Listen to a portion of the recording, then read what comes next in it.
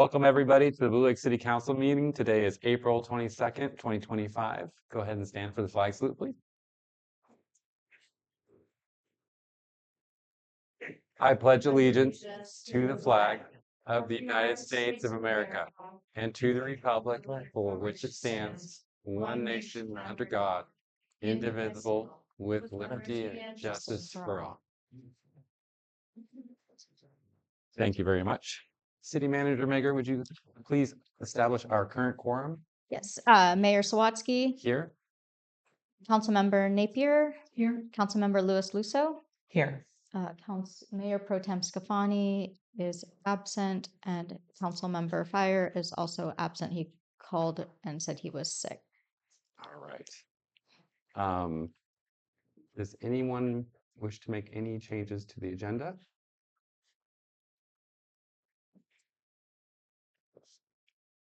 I think on the city clerk recruitment, I'm not sure how far into detail we would go with that.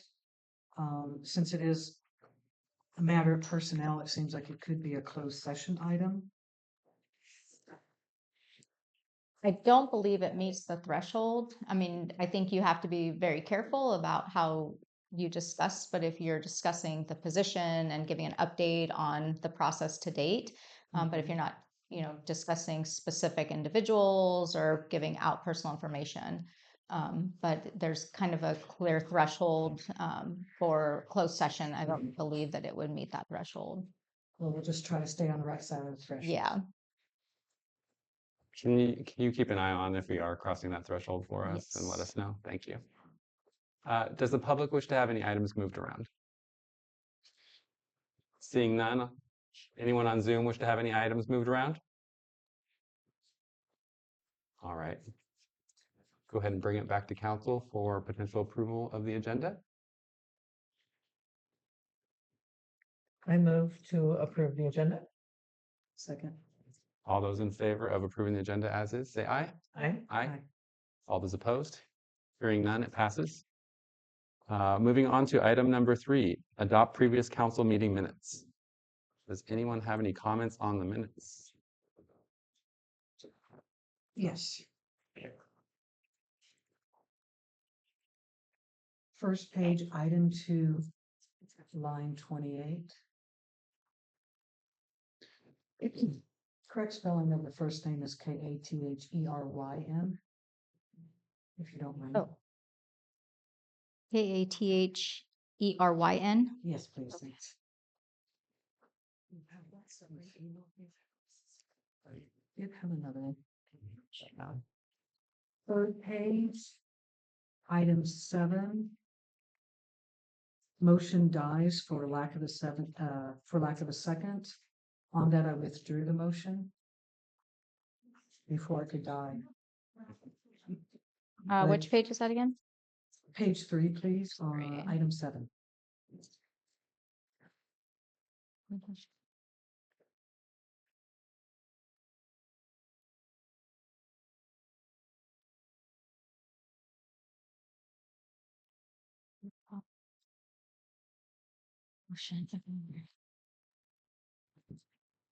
Any other changes?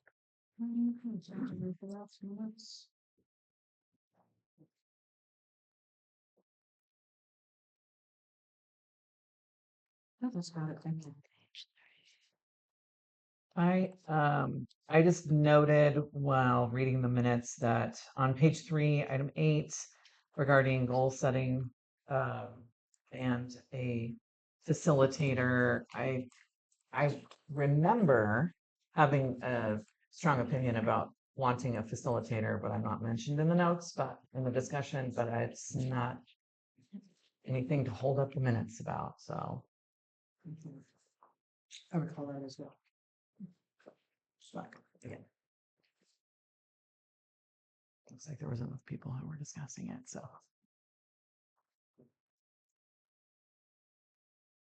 Packed minutes.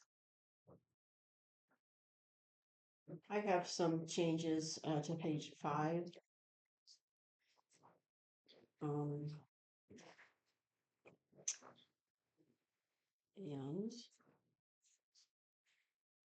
It's kind of extensive, and I did mean to email these to you earlier and forgot.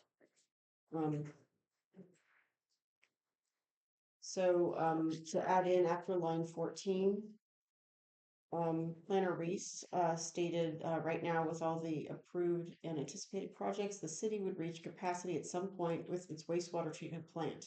It is not known when that will happen. The city has had plans for upgrades to the system for years. The plan is to add 180 residential equivalent units to the system. Anything beyond that would be some kind of more complicated expansion of the system. So I'd like to add that because that seems to be pertinent material information. And also line 19 should be corrected to say that I asked about the timeline for the planned upgrades. And after line 19, Planner Reese stated within 2 years of adopting the housing element, the upgrades would have to be done. The city would have to fund those improvements, and new projects would be charged an impact fee equivalent to the size of the project when they connect to sewer and water. And I have a little bit more where we talked about the cost of that. I could email those to you. Yeah, you'll have to, there's no way I'll be able to capture all of them Yeah, right I now. wouldn't so. expect you to. So I have to go back to the video to be able to take that down. So I'll send those to you. So if we could add those in, then that's all I have to offer. If it's okay, I need to do a more thorough review too. I thought I had a couple of things missing, but I didn't have time to review. Is it okay if I email that to you if I can? Sure. And I think is just kind of part of one of the things that we need to clarify is how our minutes are going to be done, because it's pretty substantial to take in that amount of comments. And so are you pulling the minutes then? Sounds like it. Yes. Do we need to make a motion to pull the minutes then? Should we just carry them over and bring them back to the next meeting with whatever corrections would be offered in the meanwhile? Sounds like fun. Okay. Yeah. Can we get a motion to do that, or is a directive fine, City Manager Maker? I think you should make a motion. I move to bring the March 25th, 2025 regular meeting minutes back with the corrections stated by council members Scafani and Napier. Can we get a second? Second. All those in favor say aye. Aye. Aye. Aye. Did you say aye? Passes unanimously. Thank you. Moving on to item number 4, reports of council and staff. City Council, do you have any reports? Yes. And I have to ask Councilmember Scafani, the name of the organization that hosted the talks on the offshore power. Right. Elected officials for protecting America. Yeah, that's it. So it kind of has a name that sounds a little peculiar, but it's an organization almost wholly founded by former military members, and it really came out of their military experiences overseas, seeing the desperate conditions that would force civilians into enemy combatant situations. And from that, they grew into an organization that works towards the rights and betterment of these individuals, these same individuals who could be at risk. And one of the ways in doing that is kind of an equity, I think, in power and equity in lands. And what they're doing now is they're really essential in local, state, and national level legislation in trying to bring forward a lot of green energy programs. And they've been able to get access with, higher up individuals in moving these programs forward. It was an excellent, excellent opportunity to spend time and see how, with our battery energy storage system, and it's easy for us to look at this as a small microcosm, but when you see this in a larger context of, as we look at offshore energy growing, the needs to have capacity for that storage, the opportunities that we have to maybe be part of that larger solution.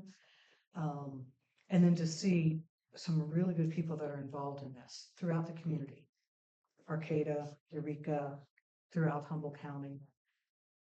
We even have some folks from Oregon. So anyway, I thought it was very inspiring and just wanted to share. Great, thank you. I apologize. We didn't open up the comment section for minutes. Did anyone have any comments on the minutes? Great. Continuing on. I did not make the meeting this month. Council member Scafani did. So I did, yes. Humboldt Waste Management Authority, we completed a staff evaluation of the director and had a first look at the budget. And nothing too earth-shaking to report there. With our CEA, we're going to be having an informational meeting this Thursday, looking into possible change to the rate model that would be cost for service, as opposed to the current rate model, which is a discount from the PG&E rates, just a straight percentage discount. So that'll be happening this Thursday at the Jefferson School Auditorium at 3:30. If anyone's interested, it's also available on Zoom. Great. Yeah. I would also just report that I've been working with our webmaster to make a few changes to the website that will hopefully make navigation a little easier. And also working with Emily and Austin to work on the Parks and Rec pages to improve that and improve access and information there. And we've made some improvements to the caching system and the maintenance downtime situation, so that those hopefully will not be causing problems. So once again, if anybody sees issues with the pages not refreshing properly or downtime at bad times of the day, please let me know. Great. I attended a Chamber of Commerce meeting, and we had a presentation from RCEA. They explained their role as Humboldt County as the local electricity provider. They provide 90% coverage, offering renewable energy and rebate programs. There's a summer mixer being planned for June 26th from 5 to 7 at Perigo Park. And they're talking about doing skating for that as well. There is talk about doing Camp Bauer as well, potentially, but that's still up in the air, I believe, at this point. There was the Doghouse grand reopening as well, or they're talking about that, and that's going to be Sunday, May 8th, tentatively as well. They also talked about overhauling their website and upgrading their payment system for the Blue Lake Chamber. And they are helping to plan for the Annie and Mary Day celebration. They're talking about having the selection of a grand marshal, as well as vendor applications and parade logistics. That's all I have. Can I just clarify the date? May 8th is a Thursday. Is that incorrect? Yeah, it's May 18th. Thank you very much. I don't know the time yet. Great, thank you. All right. Moving on to the city manager report. So I provided a report in your packet. If you have any questions about the report or any specific projects, I'm happy to answer. Great.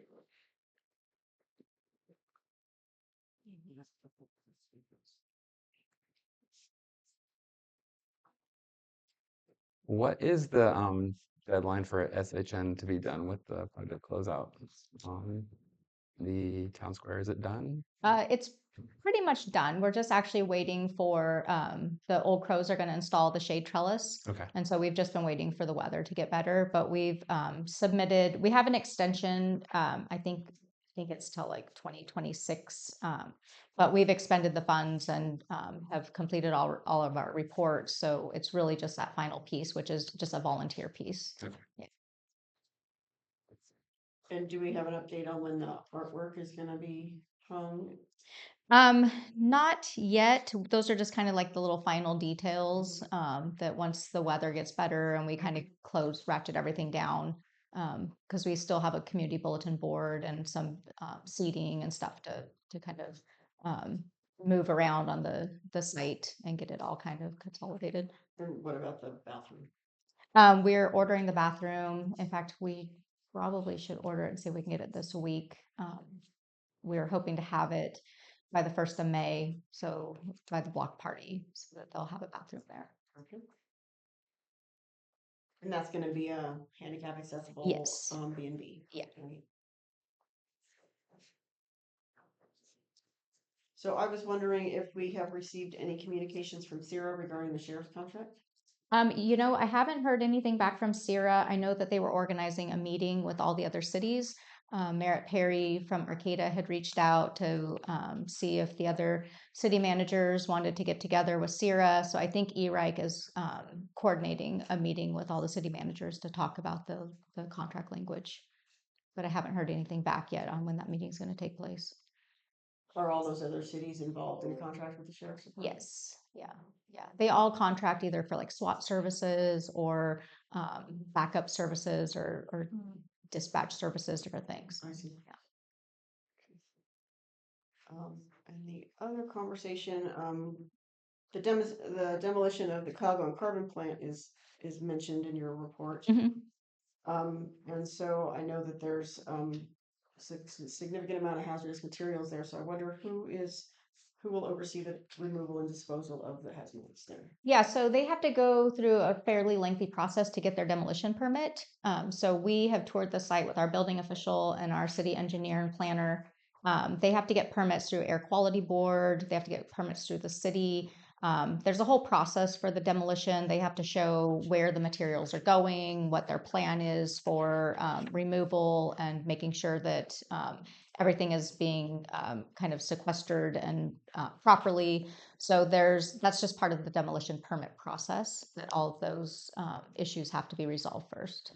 And so air quality is going to oversee the removal. Air quality oversees a portion of the permit, so they make sure that if there's asbestos or lead or anything, there's a whole process you have to go through the air quality board to make sure that none of those toxins or metals or anything get released into the air. So there's a process that they submit through their application that shows how they'll be handling that. And that's usually done by specialized contractors, and they have to have all their licensing and permitting and stuff to do that. Any other questions from council? On the corporate guard? We have her Sorry, report. Any on the report? Sorry, is this something that goes away? Yeah, I did have an ask. I wanted to follow up on a previous ask, Mandy. We were hoping to get a full accounting on the activities for Prash Hall and Clemens Hall to include the expenses, staff time for this first quarter for January, February, March of this year. And while we did have a nice 4 or 5 year retrospective, my original ask was looking for just that small portion of the budget. Is that something that we might be able to do for the next council meeting? Yeah. And Okay. I thought Emily brought it all forward, so her information was bringing it forward to date. So do you want us just to carve out a quarterly? Yes, please. Okay. Thank you. Did you do that, Emily? And if we can please include any more estimates for whatever work remains for that Prash Hall kitchen and the Clemens Snack Shack. Thank you. Any other comments? All right. Does the public wish to comment on any of the council reports or the city manager reports? Yes, go ahead.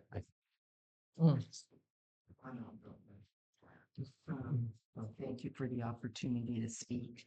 In the city manager's report, it talks about power transition utilizing the ERN and a letter from the city stating our working relationship to try to meet the site control threshold required by PG&E. If this doesn't meet their requirement, then they will need to wait until September to resubmit the study work. I guess I'm not really clear on how this process is different than what the city council said they were unwilling to do at the meeting when lots of people were here, and you said that power transitions would need to wait to be able to show that they had site control. PG&E mandates, they prove they have a 90% control of the interconnection. So my question to the city, how is this different? And did our city council approve this letter, sign this letter to go along with our ERN and the letter of the city stating that we had a relationship enough with power transitions to support them being able to prove they have site control. So, yeah, it just doesn't seem, it's kind of buried in this report, and it seems like it doesn't really support how the community felt about their ability to be able to move forward with that process with PG&E. And, so, and I'm wondering if that letter is available to the public, because it was the same thing that we said that they would be waiting until September. So I don't know if anybody can answer that or. I'll let the city manager respond. Is that, would you wish to respond? Sure. Okay. Yeah. So what the council, what happened with the September deadline, I think there was some confusion about what the action was. The September, trying to meet the March deadline was looking at whether the council wanted staff to push forward the option agreement for the council to consider signing. The council said, we don't want to do it that fast. And in order, power transitions will have to try and meet the PG&E threshold to get into the study session another way. And so the council didn't say stop the process till September, because we're in an active negotiation. So there's a lot of information coming in. We're looking at appraisals, demolition costs, a whole host of things, information that the council is involved in negotiating with power transitions. The deadline was whether power transitions would have enough site control under the existing ERN, or if they would need the option agreement to meet PG&E's threshold to be able to get into the study session. So the council chose not to approve trying to meet the March threshold for signing an option agreement, and said power transitions will either have to try and get in another way or wait till September, when the council would have a better idea through this whole process of what direction they wanted to go. Because the city has an exclusive negotiating agreement with power transitions, PG&E was able to accept that as enough of a showing of collaboration with the city to be able to get them in the queue to do the site study. So the study is actually allowing them to look at the distribution system. It's allowing them to look at the capacity, what the cost would be, if there would have to be any upgrades to the distribution system, to the substations. So it's giving them more kind of engineering background and costs that can be built into future assumptions for improvements. Okay. I'm not sure that the community would have perceived it that way, but okay, thank you for your. Thank you very much. Anyone else from the public wish to comment? Yes, go ahead.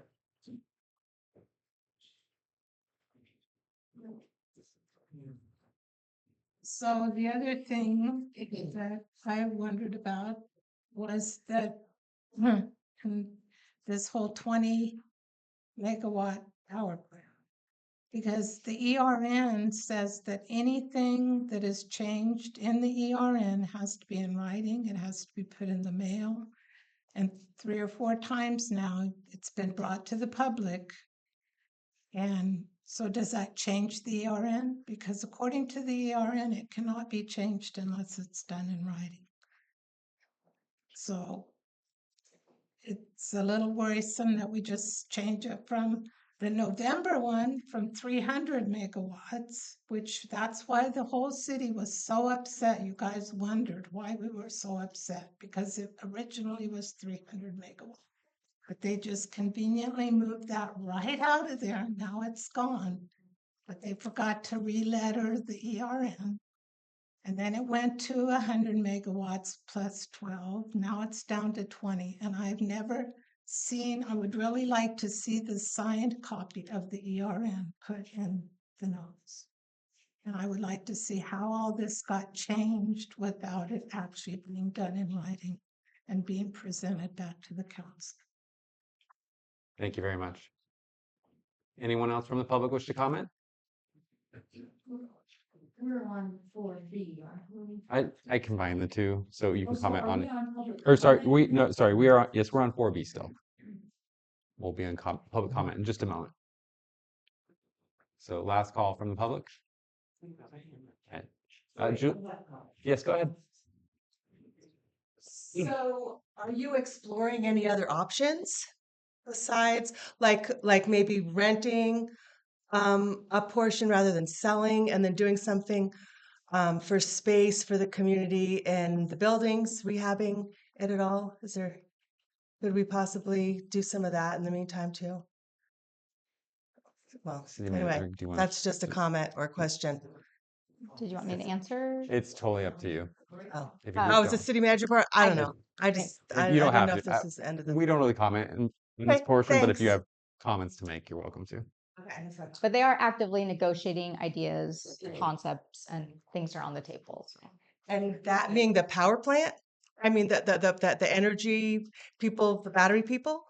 Well, the council with the battery people, yes. Thank you. Julie, go ahead. Good evening, council, everybody there. Julie Christie. My original comment was going to be going towards having the reports at the beginning of the meeting. I think that's super productive. Case in point, we now have a little dialogue that can make people have discretion whether they need to really truly stay till later in the meeting and suchness. But to have staff kind of like blow it off in the way of like it's in the packet, perhaps we could do some manager highlights. I've suggested that in the past, and at least cover those highlights, anything that's currently active, moving along, or is going to be popping up in the next 30 days, something so the public has preview on that. Kat, I really adore and love that you're on HCOG, Humboldt County Association of Governors, after supervisors today. You guys got a lot headed your way, and I just really appreciate that you're a representative there. And please keep everybody in town posted with reports from there. I sure would appreciate hearing them from you too. So we'll have a great night tonight, you guys. Adios. Thank you. Last call for public comment on the manager's report. We're going to open up to public comment in just a moment. Seeing none, we'll bring it back to the council. All right. Yeah. I did have a question on the power transitions. So we see that we have the appraisals have now come in, the corrected appraisals. Yes. Great. When will we be able to? You take guys a look will be at this? reviewing that in closed session tonight. Okay. Same with demolition cost. Do we have something? Yeah, you'll have a full reporting on all the costs. Thank you. All right, moving on to item number 5. The public is invited to present petitions, make announcements, or provide other information to the city council that is relevant to the scope of authority of the City of Blue Lake that is not on the agenda. The council may provide up to 15 minutes for this public input. To assure that each individual presentation is heard, the council may uniformly impose time limitations of 3 minutes to each individual presentation. The public will be given the opportunity to address the items that are on the agenda at the time the council takes up each specific agenda item. Okay, go ahead and open up for public comment. Yes, go ahead.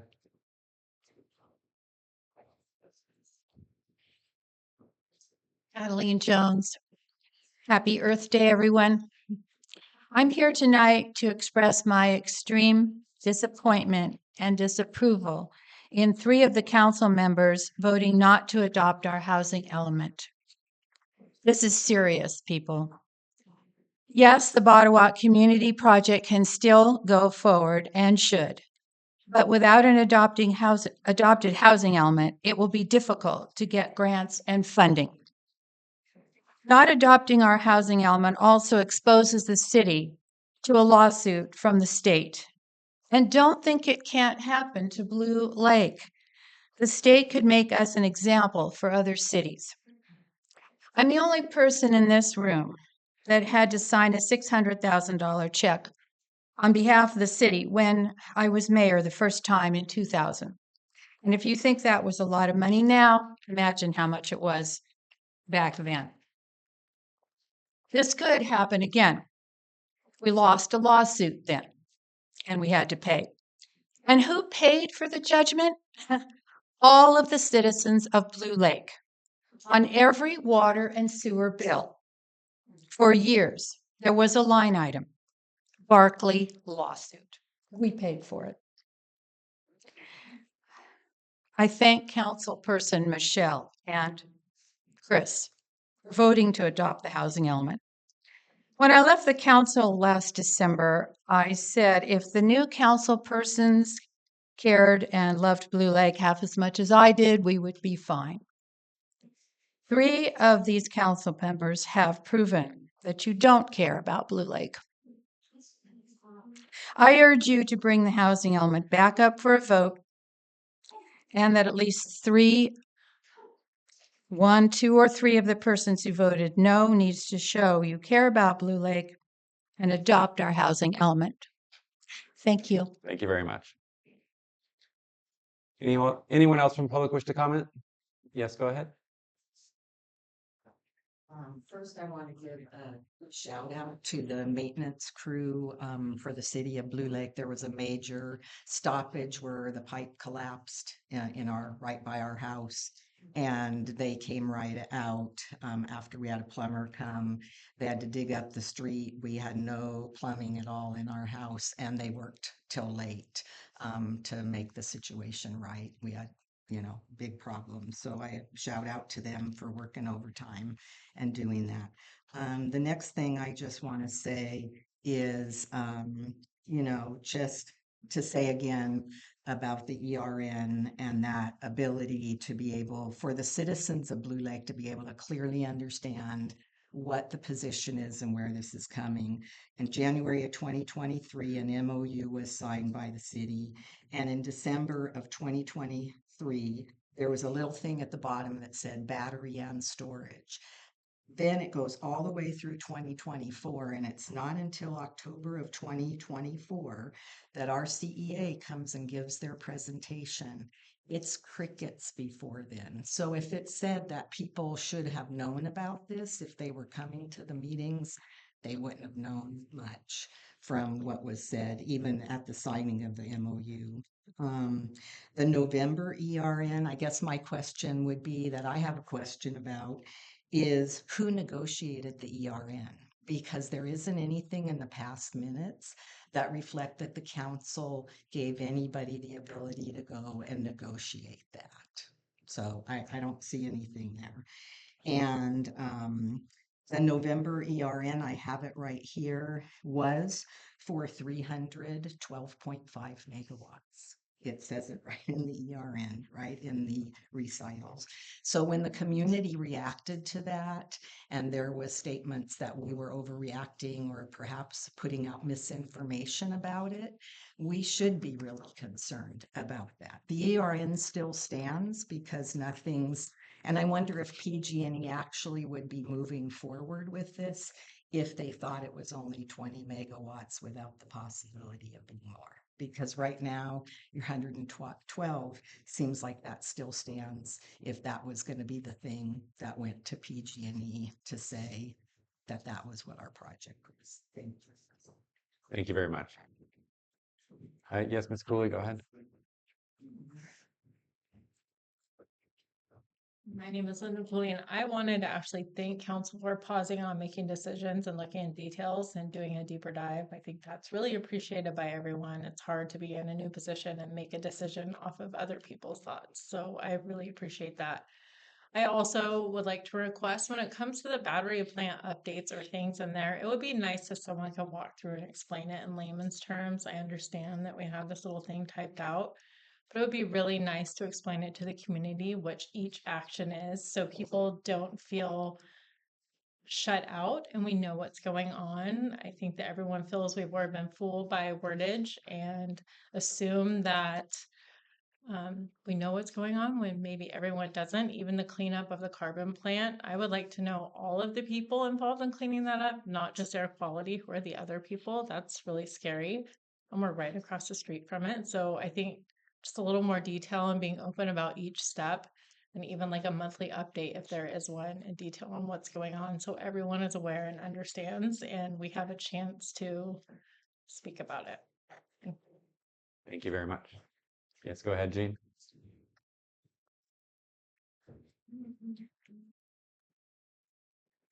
Hi, Jean Lynch.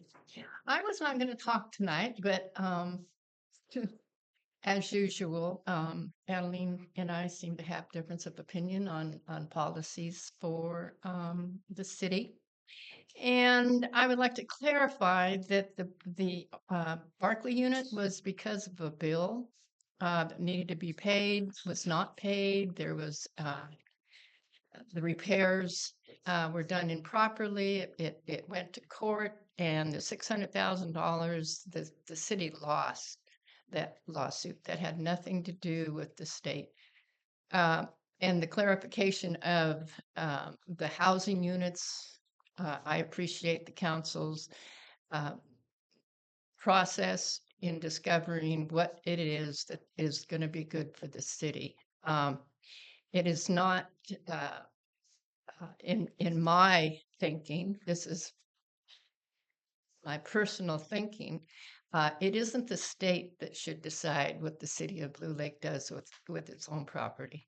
In Article 34 of its Constitution, the state of California states that the people in Blue Lake have the right to say about low-income housing in an area. And I'm going to keep saying that. It seems to be ignored. I still think any housing, low-income housing, whatever the term, I know everybody wants to go around the back door on this. The people in Blue Lake should have a say on that. And the council, thank you for your input. Thank you. Last call from the public.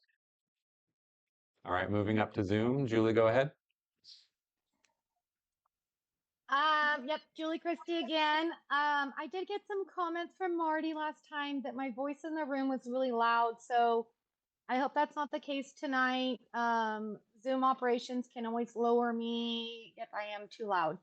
But I am going to go into some tech stuff with you guys with Access Humboldt and the audio that we have going. I think they're a great resource that perhaps we could do a little collaborating with them for in-house audio so everybody in the room can hear all you guys speaking well. For audio for us on Zoom, even tonight, it's so hard and difficult to hear everybody. I have to stop everything I'm doing and squish my headphones full blast. And I did get new ones, Justin, you'll be proud. But I just want to say, like, Access Humboldt might be some way that we could get some work to get audio better for everything that we have for recordings. I think that's something we allocated back during COVID funds. Maybe we can creep that back out. And I just want to give every one of you sitting in the council a pat on the back. We had a lot to dive into when you guys came into it. And seriously, you guys are the biggest fresh breath air that could have hit this city in a long, long time. So please know that there are a lot of people that support you, wanting to form ad hocs, wanting you to have discussion and debate and public forums that allow the community. And so for our community, it's tough for us to have a meeting once a month and then you got to cram in all your thoughts and opinions in 3 minutes. So please always feel free to email our council people, speak out on social media. It doesn't have to be negative back and forth. That's your own personal choice to be that way. But I think it's important that we all know each other's thoughts and concerns. Perhaps a meeting that we could be just nonchalant once a month, that everybody gets together, we kind of collaborate, and so that we have a consensus of what we want to bring to our council. So just some positive thoughts for everybody, and I definitely support our new council. I've been involved way too long, and this is amazing, and I really hope everybody else can see that this is something we all need to support. Okay, we have a long night, and let's have fun. Thank you. Becky, go ahead. Okay, hello. I just wanted to say I agree with Juliana there. I think that the breath of fresh air that you all have brought to what's happening now is definitely different, and it's a good thing. Um, so I just wanted to remind you guys to go in and number one, Kat, since you like to read the ordinances, go look at the bingo ordinance, okay? Just out of your own curiosity, I don't want to put a wrench in anybody's gears right now. Just take a look at it. And another thing, I got my public record request for the commercial kitchen. And so if anybody does want to see any of those receipts or anything, I do have a really nice book put together. But I did notice back in 2022 where all the appliances like the grills or the tables, gazebos, patio furniture, ovens, freezers, sandwich prep stations, those were all bought. And I don't know anything about this hood, and I'm still trying to figure that out. But I know that the one that they are using that they bought in May of 23 was probably not the proper one. But I just want to say that I did, go through that. It's all there, but to me there was a lot of overspending on things that maybe were or may not have been necessary, but that's my opinion. But I did run across one receipt, and that receipt was on 7/20/2022. And this is more out of curiosity for me, I guess, because it caught me by surprise. It was a $500 receipt or a charge on the corporate credit card to Kayak Incorporated in Trinidad. So out of curiosity, I'd love to see the receipt and know why the city went to the kayak store and what they bought there.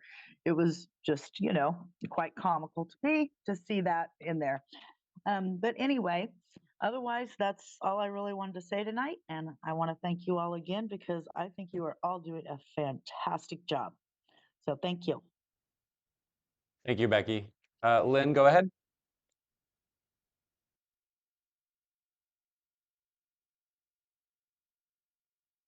Lynn, are you there? Yes, I am. Yeah, I just wanted to say that I'm a little confused by Adeline's comment and then also by the tone of the article in the Lost Coast Outpost several weeks ago, which implied that the city council is refusing to approve the housing ordinance. And my understanding, and correct me if I'm wrong, is that the council decided they wanted a joint meeting with the planning commission to study the housing ordinance, housing element, to make sure that they were approving something that was good for Blue Lake.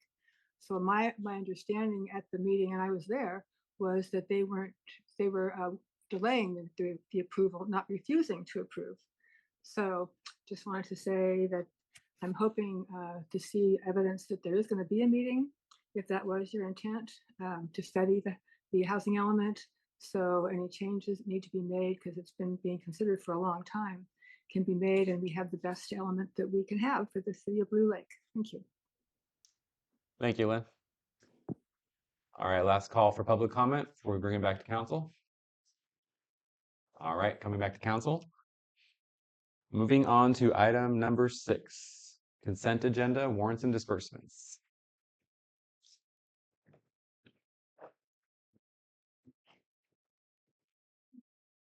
City Manager Megger, would you like to report out on anything on this, or are you feeling?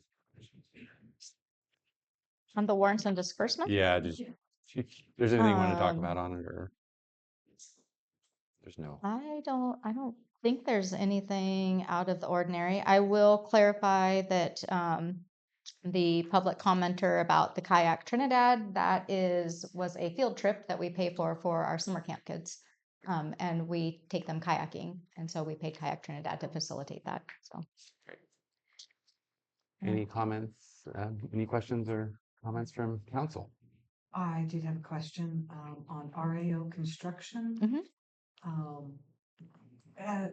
They still have punch list items to do. Have we paid them in full? Or still have some holdback on that?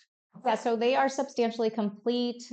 We have about $26,000 remaining in the budget, and we're looking at some additional drainage improvements that we're working with Caltrans to see if we can get approved. There's some additional amenities going down, some planters and some additional landscaping going in. And then we also have a little bit of striping left. We're going to put the 15-mile-an-hour zone paint on the roadway as well. So it's the majority of the project is complete. It's just kind of final remaining items that we're waiting for approval from Caltrans to finish. Do we have a breakdown of the PG&E invoice for $13,000? Yeah, that's our electrical bill. Okay. Yeah, so that's all of our facilities, streetlights, wastewater treatment plant, everything. Yeah, our bill has gone up substantially over the last year and a half. It just continues to go up. So that's one of the reasons we're looking at seeing if we can maybe get a solar project on Crash Hall and City Hall. We did a small solar project on the wastewater treatment plant, looking at possibly getting a battery storage system at the treatment plant as well to be able to capture more of the solar and to help out with that. But yeah, it's just increased costs of PG&E. Great. How many different meters do we have? roughly? Oh, we have quite a few. We have the city corporation yard has various meters. Our treatment plant has various meters. City Hall, Skinner Store, Prash, the street lights, Town Square now has electrical. So quite a few, and they all get broken down. We get separate statements for all of those, and then we just kind of lump the payment. So you'll see kind of one lump sum payment. Do we have any natural gas? What's that? Do we have natural gas? We do. Our generator is gas. I don't know if we have any natural gas going to the treatment plant or not. I'd have to ask about that. Just curious, is the heat for City Hall is electric or That's probably gas? That's probably gas too. Yeah. Honestly, I haven't really looked at it. So Thank you. yeah, it's a good question. Elise, any questions? All right, we'll open it up to the public for comment on warrants and disbursements. Does anyone have any comments on them? Seeing none, anyone on Zoom have comments on the warrants and disbursements? All right, we'll bring it back to council. I motion we approve warrants and disbursements. Second. We have a first and a second. All those in favor say aye. Aye. It passes unanimously. All right, moving on to item number 7, commission appointments.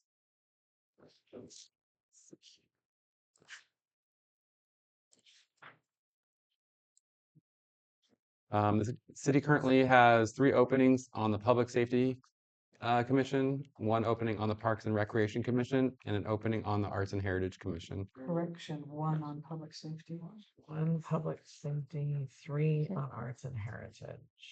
That's what I'm reading. Sorry, I'm just reading what's here. Sorry. Did I put, was I wrong It says on my the report? city currently has 3 openings on public safety commissions. Do you want to correct that? Sorry, and then if you want to just. Mine says commission. Did I pull the wrong page? I'm sorry, I pulled the wrong page on mine evidently. Let me see yours. The city currently has vacancies on the Public Safety Commission, the Arts and Heritage Commission, and the Economic Development Commission. Commission positions eligible for appointments include 1 position on the Public Safety Commission and 3 positions on the Arts and Heritage Commission. The vacancy on the Economic Development Commission will be eligible for appointment after April 30th. Have any other comments on that? City Manager Maker? No, you do have an applicant for public safety. Yeah, Lynn Glenn. I think that she was able to speak last meeting. Is that right? But her application wasn't in yet. I don't think we had it. Correct. And she's here on Zoom if anybody has any questions. Yeah. Sure, I'll ask Lynn a question, if I may. Lynn, are you there? Yes, I am. All right, go ahead and ask away. I'm in Washington State right now, but I am here on Zoom as well. All right, thank you, Lynn. being a CERT team member for all of these years, what would be one of the first things that you might want to put on the agenda for a Public Safety Commission meeting? Well, I have been a commissioner in the past, but I would be a new commissioner. And I would want to know what the commission has been discussing about CERT, what they know about CERT. If it's not very much, and I believe there are some new members, I think I would like to put an item on the agenda where we could talk about what CERT was, what CERT did, and explore possible ways that CERT could work with the Public Safety Commission in the future to enhance safety for Blue Lake. Thank you. And thank you for your application. Michelle, do you have any questions? No, she spoke I would- very well. I would just like to say that Lynn's been a steadfast citizen and involved on a consistent level over the years. And I would like to move that we appoint Lynn to the Public Safety Commission. Second. We have a first and a second. All is in favor of appointing Lynn to the Public Safety Commission, say aye. Aye. Aye. All those opposed? Hearing none, it passes. Oops, Thank you I'm very so much. sorry. Let's open up to the public for comment, please. Before we have Thank you very much. Appreciate your support, and I'm really looking forward to working with the Public Safety public Commission comment, again. please. What?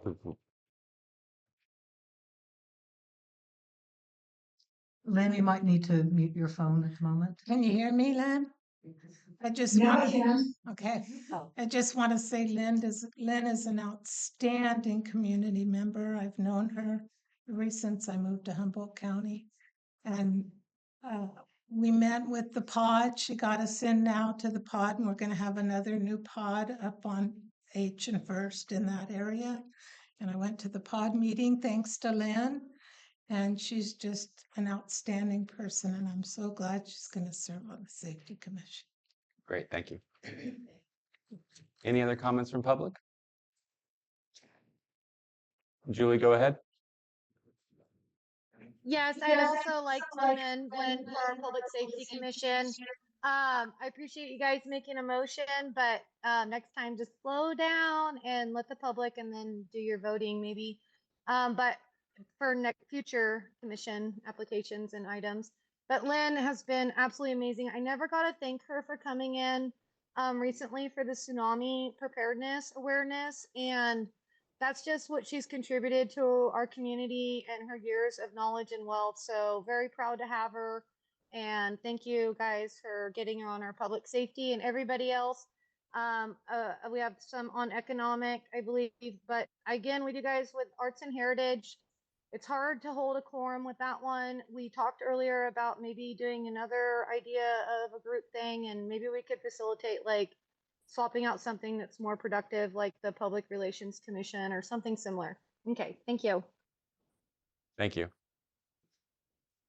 All right. Point of clarity. Do we need to do we need to revote on that? I think you're fine. Okay. And we had no other people come forward who wanted to be. Okay. Yeah. All right. So the motion passes to appoint Lynn Glenn to the Public Safety Commission. Thank you. We have a comment or maybe a request. I can't recall. So on the economic development one, and thank you for noting that it's not eligible until April 30th. I know that we had at least one other applicant right now. Have you interviewed in the past with us? Can we do We that? can't do it We now. can't do It's an not interview in agendized. advance. Oh, It's okay. not agendized, so. Oh, okay. Moving on to item number 8, introduction ordinance number 545/2025, CAL FIRE severity map adoption.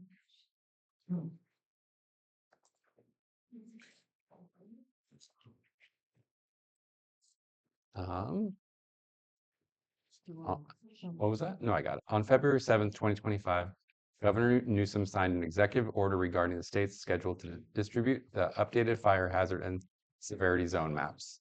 For local areas, the updated maps add 1.4 million new acres of land into the two higher tiers of fire severity, requiring jurisdictions to update building and planning requirements and regulations.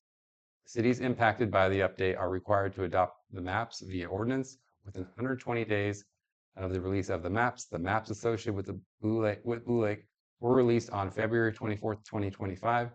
City staff has presented the maps to council at the March 25th, 2025 regular meeting and completed the posting requirements as prescribed by the state.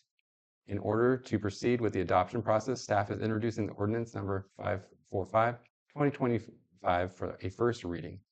The ordinance will be brought back to the May council meeting for a second reading and consideration of adoption. City Manager Megan, would you like to comment on this? Yeah, so this is something that's, the city doesn't really have a lot of wiggle room on this, and we're all going to be kind of working through, what this means for building codes and permitting and things in the future. I believe that this is going to probably fold into the California building codes anyways. So whether we adopted it or not, we comply with the state building code. So these will probably be implemented through various different resources. Right now, we're not in a high fire hazard severity zone, but we do have some moderate additions. And so you'll see from the maps where, it's starting to kind of creep in up around the Northfield Terrace area and around the cemetery area. We're starting to, kind of see more of a connection to, the timberlands. And so that'll be something that we'll monitor through our building official what that means. In the future, it could mean things like, fire resistant roofing materials, defensible space, fire resistant landscaping, maybe fire resistant siding and materials, community outreach. Hopefully it's not an impact to insurance rates, but we're kind of seeing that all over the place. So it's pretty straightforward. The ordinance is really, really short, but like I said, it is just a mandate from the state that we adopt this. And so this is, so you guys have it before you tonight for a first reading by title only. And we can bring this back in May for a consideration for adoption. Great. Does anyone have comments on it? I did have a question, and thank you for bringing that up about the insurance, because I'm sure for many residents, anybody who's in that yellow area and then next to it, then what criteria in general are the insurance companies using to determine rates and risk, if not this? I'm sure this is a big part of it. I'm sure that these fire severity maps are a big part of their evaluation process. Like I said, we're not in a high fire severity zone, but I think we're just going to be hard pressed to find anywhere in California here soon that's not influenced in some capacity by the potential for wildfire. We are right in the WUI. We participate with the county, on our fire planning activities. We're part of the county process for that, so we're pretty cognizant. We've identified it in our hazard mitigation planning to look at thinning, defensible space options, increased resilience for our fire department. One of the good things about Blue Lake is that this is a local response area, so we do have a fire department, so that's really helpful. And we also have a lot of fire hydrants, and we have very, very good water pressure.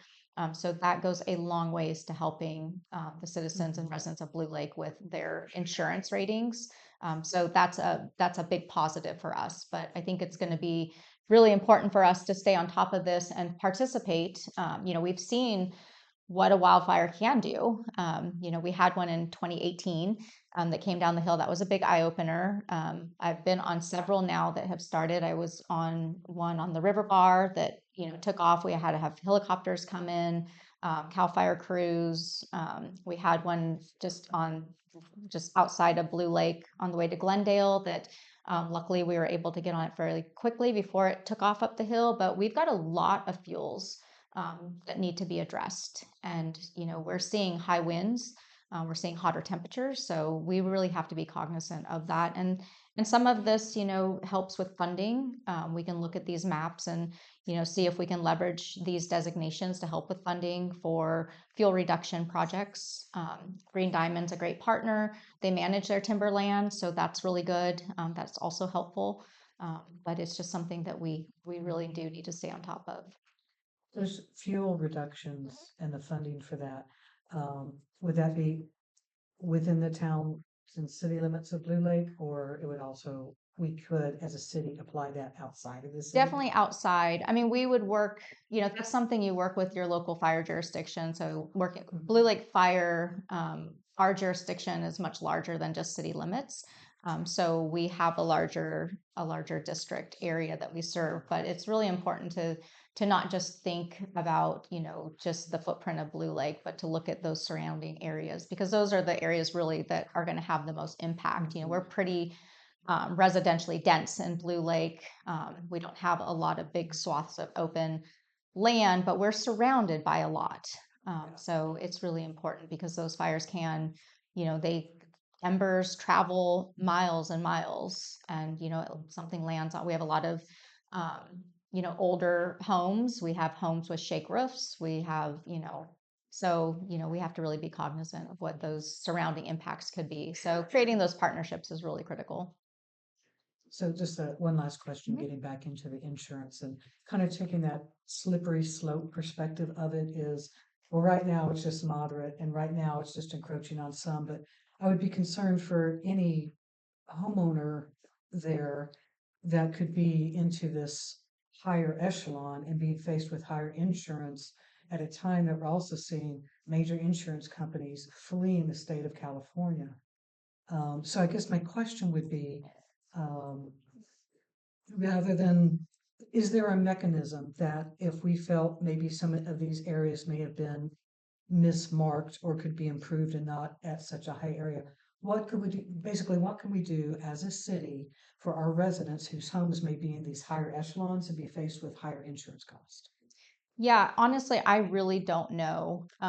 This is, the way the state, they have a very robust fire mapping system. CAL FIRE, is looking at, I mean, we saw LA, burn, places are burning that we never thought would burn before. So they're taking this very seriously, and they're using all levels of analysis, from LiDAR mapping, drone heat sensing, looking at age of landscapes and density of forests and grasslands and things. And they're looking at management and resources. They look at residence types. They are very cognizant of, communities, like I said, that have fire districts, who have apparatus on site, who have capacity. They're looking at building capacity for fire districts so that we can get on fires faster with our local resources. That's one of the things that they're really pushing. FEMA's pushing that as well. But I really don't know. I think it really comes down to partnering with the state on any level that we can to reduce issues before they happen. But as far as like trying to push back on some of these overlays, I don't really know what that would look like. I do know that some of the cities were concerned about this process, how fast it came out. None of us were really aware of it. All of a sudden we got a map and it said, hey, here's your map. You need to adopt it in 120 days. And, like I said, everyone's kind of, trying to figure out how this works with building codes and how we implement this and kind of what it looks like. So there's still a lot of questions, but as far as trying to work with the state, I think the biggest thing is working with them in partnership to reduce impacts versus pushing back maybe on designations at this point. Well, maybe it'll be something the Public Safety Commission might want to look into as far as the criteria to establish these zones and the level of zones and what that means for the residents here. Thanks, Mina. Mandy, do you anticipate any changes to this ordinance prior to the May meeting, other than maybe coming back with more information if Yeah, there's any available. I really don't. This was that kind of their model ordinance. I think everyone feels pretty penned in by this. It's really adopting the maps. It's not, doesn't really carry with it much more than that. Like I said, I think there's a lot of conversations taking place right now with the new building codes that'll be coming out and how these maps and these designations work within those codes and what those codes, I mean, those are really kind of the big factors anyways. Whatever comes out of this really needs to be consistent with the codes because that's what we apply when we, look at building permits and things is, what are the consistencies? So I think there's a lot of work taking place between the state fire marshal and the code development process to make these consistent. So we're probably just going to get hit with it on both levels. And just as a clarifying question for both Elise and you, Manager Mager, is the map available right now on the Blue Lake City website? Yes. And it's accessible now. Yeah. Okay. Yeah. Great. All right, let's go ahead and open up to the public. Yes, go ahead. Hi, my name is Jennifer Course. I just wanted to bring up that there is information on the Office of State Fire Marshal website through the state of California that homeowners that might be concerned about their insurance rates, you can access information there. And I found an interesting link from the insurance commissioner in regards to these fire maps that were put out. And one of the questions is how will the updated CAL FIRE maps affect insurance availability and affordability for Californians? It's talking about the maps were just intended to drive local planning decisions and not insurance decisions. And it goes on to talk about these regulations that were passed in 22 and that insurance companies are looking at different risk stratification categories. And so an avenue that we might look at would be to help people that are in those affected zones for risk mitigation. And maybe that's something the Planning Commission could look at. Great, thank you. You're welcome. Any other? Yes, go ahead. Barbara. So, Barbara Russell. So could the city get loans, could partner with the state to get loans to rehabilitate some of the houses that are older and have fireproof roofs? Maybe that could help if we could get loans for fireproof roofs. Thank you. Thank you very much. Any other comments from the public? Julie, go ahead. Yeah, I think it would have been really productive for everybody in the room that if on the big screen you could have pulled up this map so that they could actually see it. Not everybody goes and looks at the packet or actually gets something in the face. So I would like to put a little common sense in this situation when we're looking at our city boundaries here and we're looking at the influx of fire potential spread. It is not correlated with any wind value and vegetation. I feel that having certain areas marked that are in like the northeastern terrace around the area, that's actually a very mute area of concern. We've got heavy timber in there, a lot of good fire break while we're looking down upon the heavy wind burden areas of our town, and we don't actually have those areas marked. I do just want to throw that out there. I don't really feel like this map's consistent with actually our potential of fire risk. I do agree with city staff on the fact that we do have a lot of incidental fires that do pop up around us all the time. I've been on scene quite a few of them, always have fire extinguishers, you guys. So I'm going to go into just fire breaks and carrying this on to maybe further study of this map. I don't, if there is any incursion on people's insurance because they're in these yellow areas, then we do need to look at this further. If there's no incursion on any residential appraisals or insurance, then I'm not so worried about these looking like generic fire lines within our city boundaries. But we all need to know what fire resistance is, and that is barriers. So the county is wiped out of money. They cleaned Glendale one time last year. They're trying to flip them from Measure Z to O today, and it's like, so for us as a community, we need fire breaks. Your neighbors, Chad Frizzell, I'll throw him under the bus. He's amazing. He's always looking for lawn jobs. My neighbor Lauren Chapman today, or last week, she was really wanting to get like the pod system going. So I just feel like community involvement is actually what's going to save us in a fire, because no offense on our outer lane areas, if we're overburdened in town and we have a significant fire in town, that's actually going to cause a lot more damage, a lot significantlier and faster. So I think just always keeping in mind right now, green waste days, anything we can do to promote that we are making fire reduction within our own city is going to actually be more preventative than anything else. So please look at that map, though. I just would like maybe get somebody that actually is more involved. Like, I don't know who to call, CAL FIRE or somebody, to get their opinion, but I don't feel like that's a very factual map if anybody's going to be affected by it in the long term. So I'll leave it at that. Thank you so much. Go ahead, Alex.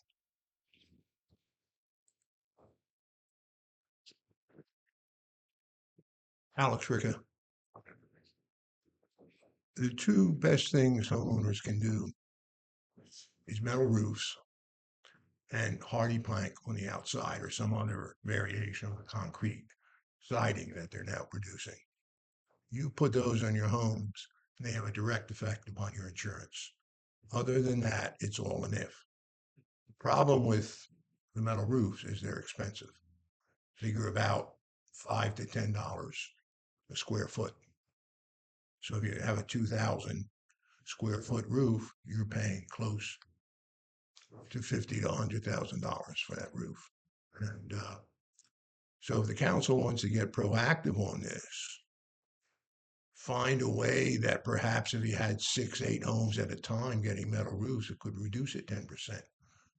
Because their equipment's tied up shorter, they're not moving it back and forth. Anytime you produce, you're asking for volume to be done, it brings costs down. So that would be one thing. Another thing would be finding, of course, a source for funding for it, for the low-income housing or people in low income who can't afford it. The other thing is for the city to come in and require new construction to have metal roofs and fireproof siding. That's just building codes in the city. Blue Lake used to have no metal roofs in town back. It came in the 50s to prevent trailers from being lived in town. Well, that's a passé situation right now. Metal roofs are necessary. So those are the two most important things to do to lower insurance rates and protect the homes, too. Those two. Thank you, Alex. Anyone else from the public wish to comment? All right, bring it back to council. This is just the first reading, so do we just, would someone like to make the motion to accept the first reading? Go ahead. Do we need a motion? I don't know. Yes. Okay, I would motion that we accept the first reading of ordinance 545-2025. Second. All those in favor, say aye. Aye. Aye.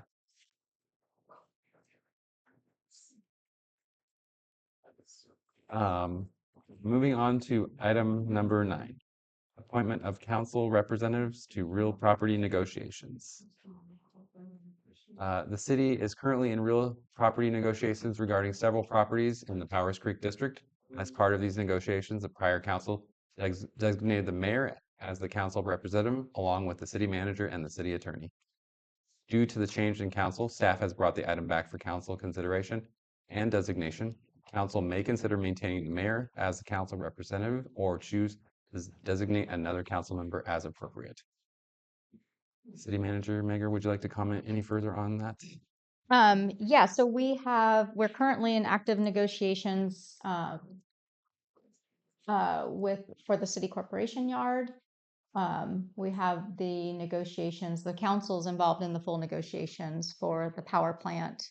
And then we have the Mattawat community project as well. And so in the past, the council had designated the mayor as the representative for the council. And I think a lot of that had to do with the mayor's availability to be able to attend meetings and stuff so that, that business could move forward. So it's up to council if you'd like to maintain that, or if you want to designate other council members, that's completely fine. It's up to council's wish. So when you said that council's already involved in the power transitions negotiations, you're talking about the ad hoc committee of Kat and Michelle, is that correct? Well, you guys, as a council, are actively in negotiations. I mean, that's. Go ahead. Um, do we have an ad hoc for that one too? I think it was originally designated to Michelle and Kat. Oh, okay. But there really was no formal one generated. And I'm not sure what the formality of that was. Okay, I can't remember think, either. I think when we initially started negotiations with power transitions, there was supposed to be like 2 community members and 2 council members. Is that not still a thing, or what happened with that?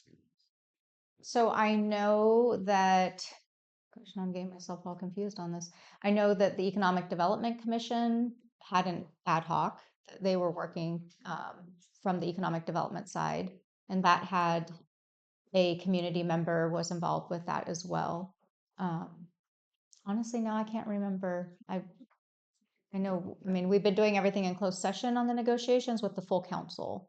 So I don't think there's really been anything outside of that so much, unless you guys can remember. I mean, I think specifically when power transitions came to us, I Uh-huh. think they publicly stated that there was going to be community members on the negotiating team as well as 2 council members. I So don't think they did. I think we No. discussed it in Oh. our meeting in December, and maybe again in January. I'm not sure.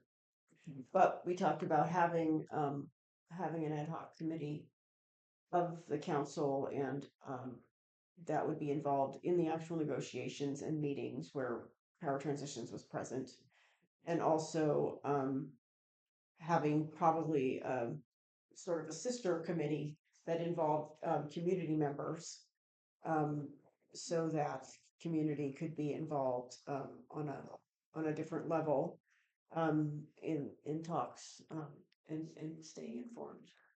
So and I think part of the point of this is that we want to have council members or a designated council member or maybe an ad hoc of 2 council members involved and at the table when negotiations are taking place, as opposed to sitting here as a group getting reports days, weeks, or months after negotiations are taking place. So you know, and so of course for legal reasons, community members can't necessarily be at the table, you know, when an actual negotiation is happening, but they can be in a group that is going to get informed in a timely manner. So my idea of this is to have 1 or 2 council members at every negotiation meeting that takes place for each of these projects. would the council prefer that it's, if we were to have one, would we prefer to have 1 person designated or 2 people designated, or would we prefer to have it changed depending on what the project was? I think my preference is to have somebody for each one, and shouldn't be the same person at every one of them. So you're saying individual council members for individual projects Yes. or negotiations? Yes. I mean, I think it's a big burden to put on one person to say, hey, you got to go to all these, and it's all on you. And there might be more than one person interested in attending these negotiations and being involved. Would there be any legal risk, City Manager Mager, to having people rotate between different I mean, like, negotiations? I mean, not continually, but like okay. to have Yeah, it that would for a be specific awkward. project. No, I don't think so. I mean, and honestly, there's not a lot of negotiation stuff that takes place with most of these projects. You know, anything, the big stuff comes to the full council, you know, for any decision. So it's really just usually it's kind of more at the beginning, you know, talking about projects and ideas and concepts. And, but the negotiating team doesn't have any authority to make any decisions. They only can bring recommendations back to the full council anyway. So however you guys would like to have your representation, I think it's completely up to you. I think the biggest thing for us is just availability. So trying to have meetings when if people aren't available, then it can get awkward. If we had 2 members on each negotiating team, if someone couldn't make it, could the other member relay information to the absent council member? Yes. Okay.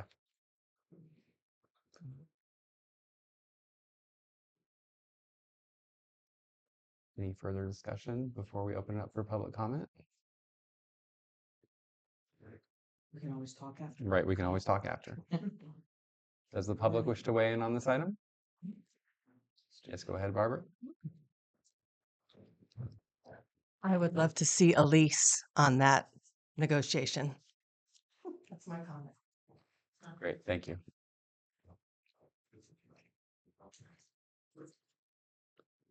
And I do think the idea of having some kind of committee so that we can at least digest the stuff that comes out of, I mean, I know we can't hear everything, but at least then we would, because we're sitting out here and we heard something totally different that happened when we decided to put a hold on the power transitions. I thought it was all going to get discussed and then they were going to go back in September. I mean, we were going to move it towards September. And it just seems like nothing's really happened and we're just moving in the same trajectory. And so it would be nice if there was some community involvement too, so that we kind of had a better understanding of what's really going on. So I think that's a great idea. And I would like to see 2 council members in the negotiating committee. Great, thank you. Any further comment from public? Yes, go ahead, Alex.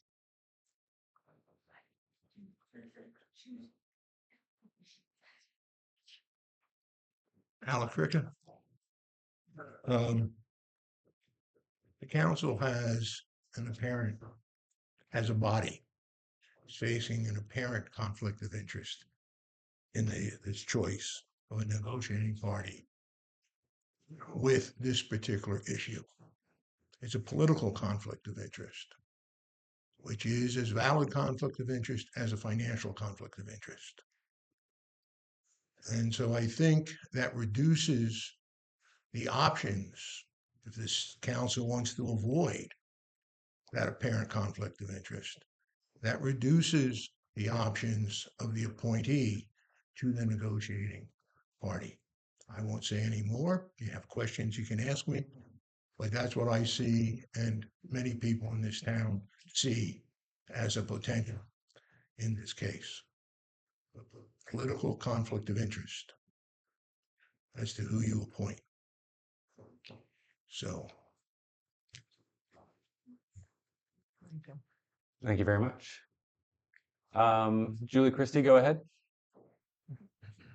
Thank you, John. I'm sorry, I was kind of distracted and I might have missed some dialogue, but I already had some suggestions for this agenda item that I was very excited to see. I think it might be more appropriate, since all these projects are independent, that perhaps we could do different council representatives who want to volunteer for certain projects.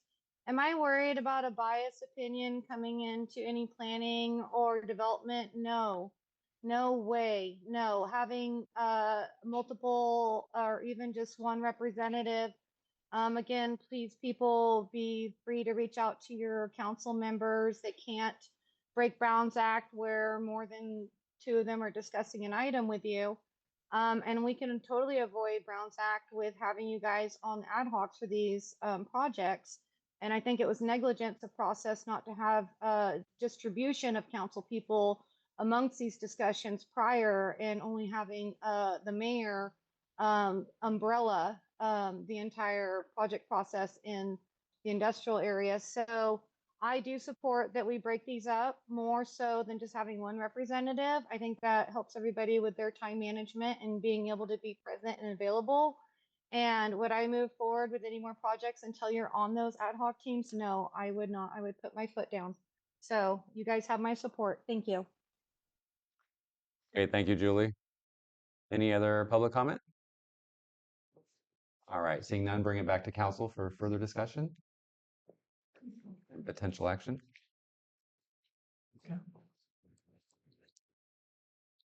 So I like the idea that there's two people and that there's a meeting happening and and between the two, you can designate a primary and a secondary, or you can both attend, two could attend, and if one couldn't, the other could, you know, and, while I can appreciate that in some situation that honestly I can't imagine right this second that there might be a conflict of interest. It's really important that the community, that the constituents are represented in all of these negotiations from the beginning and all the way through. And that's part of the anti-surprise mechanism where, we don't just learn of something when it comes to council for a final decision. We're involved all the way through, and that protects everybody. And that also gives the opportunity, creates the opportunity for ideas and exchange of ideas early in the process and throughout the process. So this is what representational government means to me, and that's why it's important. I like the two-person idea as well. But I was curious what you guys think if you want a permanent two or if you want to have the council select the representatives. I think that's kind of what I'm wondering about. But obviously, I want to hear from you guys about if you like the idea of having two people be available for the negotiating team. Yeah, I'm fine with two people. I think that that's appropriate. Yeah, and I think that's gives some flexibility having, well, whether you want to call it primary, secondary, but at least one could make it or both could come. And rather than have a primary or secondary, and then the secondary is kind of put to the side. But by having two, both could be there, equal representation, or if only one can make it, at least things are still can make some progress. Great. That's good. And then and then what about do you want to have a designated negotiating team that's permanent, or do you want to have one that rotates or is selected by the council? I think we should have a team for each property that is under negotiation. And it doesn't have to be the same people. It can be different people. Because I don't think the purpose would be served as well by changing, by rotating people through. Because I think some of the certain threads and ideas should be carried all the way through, potentially. Yeah, I feel that with the absence of one of our council people, that assigning anything to how many properties are we in negotiation with? 3, you said? 3. 3. Yeah. So I would be reluctant to make an assignment without a full council. City Manager Megar, are there any pressing contracts that we need to assign people tonight, or can we just have a discussion and then I think get you some guys are framework fine. I together? think anything now that with the projects that are currently in place will come to the full council anyways. They've kind of moved beyond the initial conversations and things to get to a project. So I think we're mostly at a point where it would be the full council's participation anyways. So if you wanted to wait till your next meeting, that's fine.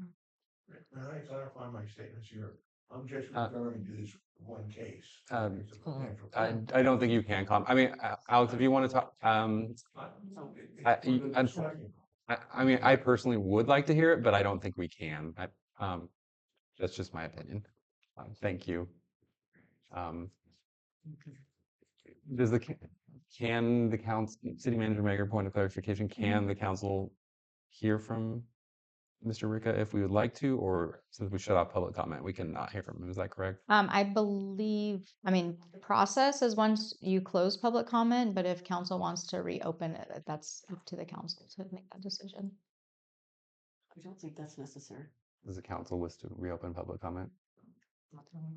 I have no objections to that. Okay. It sounds like we wouldn't have a majority to reopen public comment then. Sorry, Ms.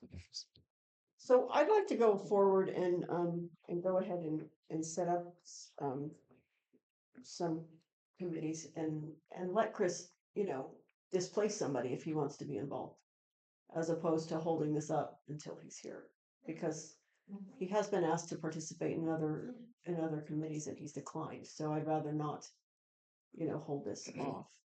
I, um, to your point right now, I would say no to that personally. Go ahead. I was going to recommend bringing forward a process by which, if we were introduced, if a negotiation were to come up, then the steps that would be put into motion for that team to be activated as far as being involved in the negotiations for any real property. That would be my recommendation. And I feel like that's going to take a little bit more time than what we have tonight to do that, to establish a process to, and then move forward with assigning team members. Councilmember Nick here, would you like to comment?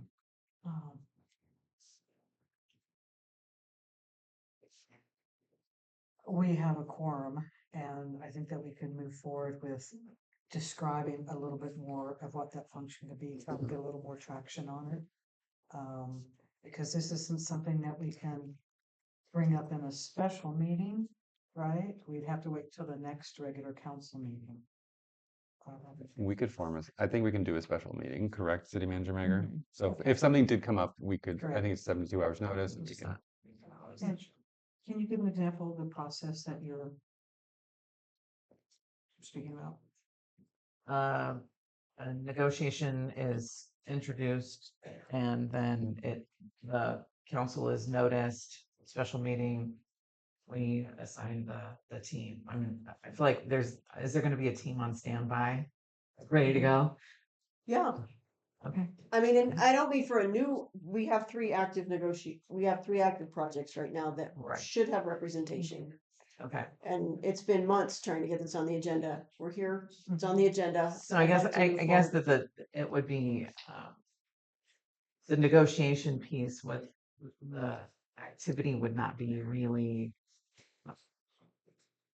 so much in the negotiation process. It would be to sit in on discussions, Yeah. look at progress, Yes, and receive reports yes. that are already happening. To basically be on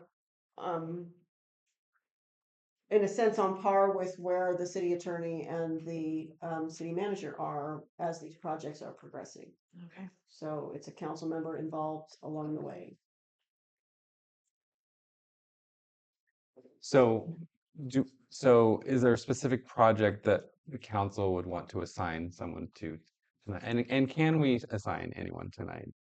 Yes, we can. We have a quorum.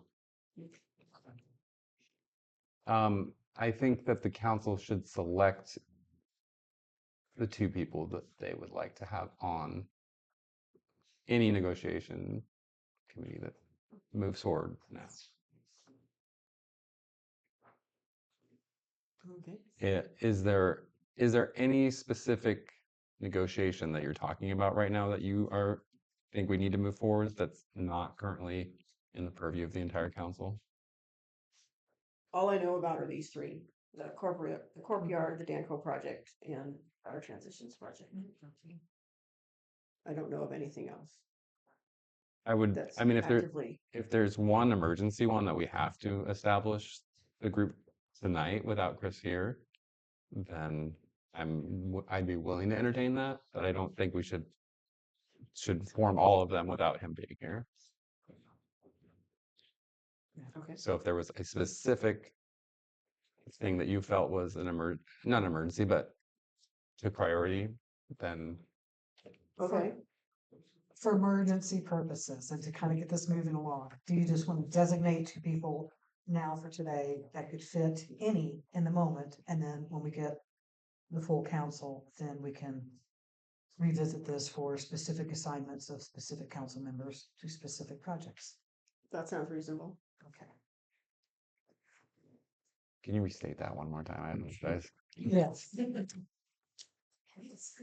If tonight we can designate two council persons to be available or to be involved in any negotiation that should come up between now and such time that we have the full council, that we can have that discussion with full council and make assignments with full council present.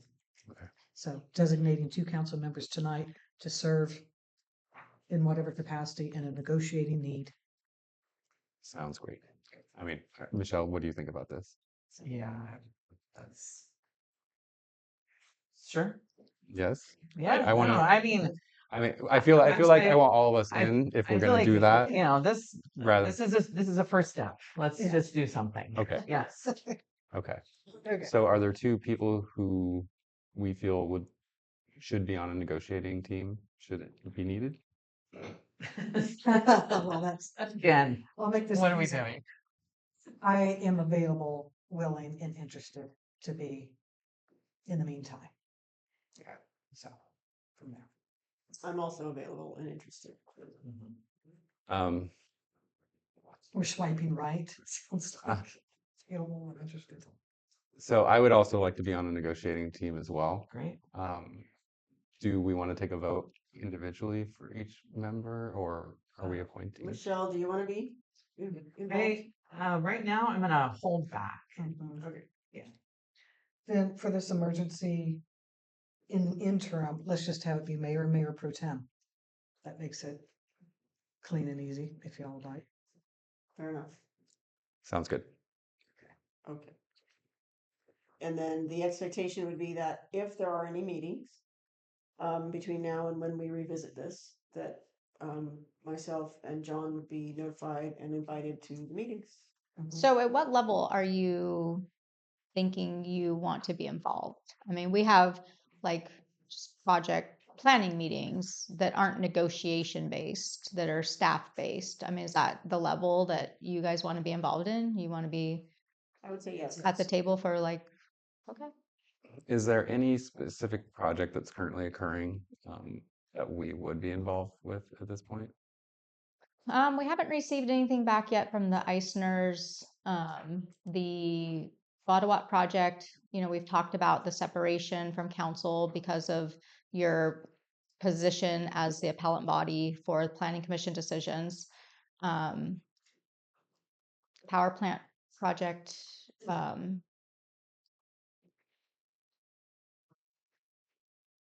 we may want to get clarification from Ryan on that. Okay. Because I'm not sure, that one's pretty fluid, but that one's also coming back to the full council for review. Which one are we talking about now? The best project, yeah. Mhm. So that's really all we have. So there's not really a lot happening that you're not already involved in at that Right. point. All right. So have we opened stuff to public? Yeah, we opened it to public already. Mhm. All right. So do we need to make a motion to appoint mayor and vice mayor to the negotiating team? Yes. And this is only until your next meeting, or It's until we revisit the topic at a future meeting, be it our next meeting or the one after that, or whenever we're able to do that. We're wanting to revisit it with the next full council. So I think we would continue with this arrangement until the next full council. And establish a Yes. process. Yeah. Sounds good. So is that your motion? I make a motion to designate mayor and mayor pro tem as the interim council representatives to property negotiations. Second. We have a first and a second. All those in, what was that? Bring it up to public We already did. after a motion. Does the public wish to comment on this? Do we? We did the public. We already did did. the public. Yeah, so there's a difference between meetings and negotiations. So maybe clarify that it's for meetings. Things are going Yes. on, you're gonna be able to be there for what's going on, not just, because everything's not a negotiation. A lot of times it's just information or stuff like that. So there's, I like for you guys to be there Great, thank you. all along the way. Thank you. We opened it back up for public comment. So Alex, do you wish to comment?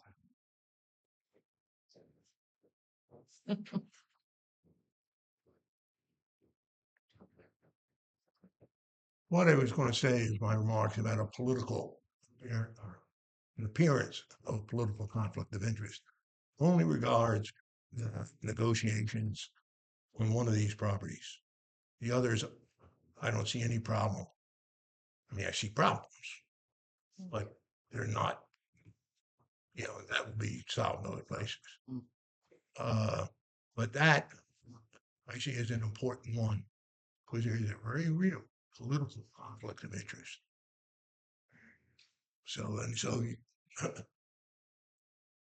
if the council members who have that conflict sit in on those property negotiations that bring that conflict to the floor, then there are going to be discussions in town about it. That's all I wanted to say earlier. Okay. That's all I wanted to say earlier. Thank you, Alex. Does anyone else wish to comment? Okay. We have one more. Yes, go ahead. Just like to say discussions are good. Julie, go ahead. Thank you, John. You're actually following some pretty good procedural Browns Act right now for the fact that, yes, you did open public comment prior. However, you guys had a lot of dialogue and then you promoted your motion. And thank you so much for going back to public dialogue again prior to voting on your motion. So thank you very much. That's just how it goes. I do promote for now, John, let's follow through with this motion with you. Being a representative for now, we can bring this back, yes, but for now, let's motion to have John on this position like our prior mayor was. There was excuses that we maybe don't need him for what we're doing. Well, she was on it, so for now, I'd like to have you on it. And then we could bring it back as these projects develop and get more complex. That maybe we start nominating. You would be nominating your council members to be on the ad hocs for them, not so much motioning for them, but you'd be nominating them, then motioning them. But yeah, let's move forward with the motion tonight. I think that's the first step and that's a productive one. Thank you.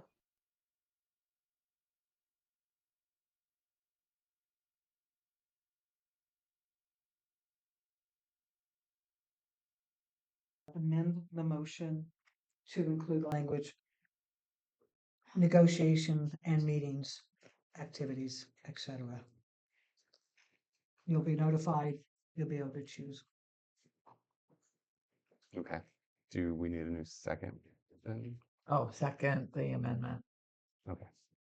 Thank you. All those in favor say aye. Aye. It passes. All right, moving on to item number 10. Establish ad hoc committee to address power plant issues, discussion action item. Well, One moment, please, while I load this. So, Mayor Pro Tem Scafani has requested the formation of an ad hoc committee to participate in discussions regarding the maintenance and development of the former power plant. Mayor Pro Tem Scafani, would you like to fill us in on this, or City Manager Mayor, would you prefer to start? This was Mayor Pro Tem Scafani's item, so I know you guys have discussed this in the past. yeah, I just feel like the power plant site is it's big, it's complex. There's a lot going on out there, and I think that it's appropriate for the council to be involved in being aware of what's happening on the site and being part of the solutions that are happening on the site. And that's why I'd like to have this ad hoc committee. And is the ad hoc committee going to involve community? It could. Yeah, I hadn't considered that necessarily, but it could. I'm not sure how that would work. I'm not sure how we haven't we haven't discussed or ironed out any details yet, so that book's wide open. Is the committee intended to explore other options with it? Is it have to do with the sale of it? What does that have to do with community engagement? Well, initially my thought was having to do with safety. And really focusing on that. But honestly, it's a wide open field, so I think it should become whatever the council and the community wants it to become. would it be better to have it under the Safety Commission, or do you feel that the roles would not be overlapping? I think that the ad hoc could work with the safety commission, but I don't think it's a safety commission issue. I think it's a council issue. I mean, I feel like the council needs to be actively involved in that property, from a safety standpoint and other reasons, other issues. Is there anything preventing us from being involved as we are right now that this would Yes. enable us to do? We can't all five be out there and looking at stuff and talking about what to do. We haven't been. If we want to, yeah, I mean, we all went out for a tour once, but that's not something that we can do regularly. I mean, I suppose we could set aside to have a special meeting out there, but I don't know how that would work. But this is really, I don't know. I think as a full council, it would be a lot more complicated and cumbersome to do anything. So is it possible for us to, for you to bring back your thoughts and processes and your vision for this ad hoc committee, whether it includes community, what the goals and objectives would be, what the process would be for meeting and that kind of thing, and bring it back to council for consideration? I don't feel like I don't think this needs to be a super formal thing. I mean, I don't know. Again, I'm wanting to move forward because I've been asking for this to be on the agenda for the last 5 months. So, I feel like it's important that we take a step and move forward and we can iron out process and protocol as we go.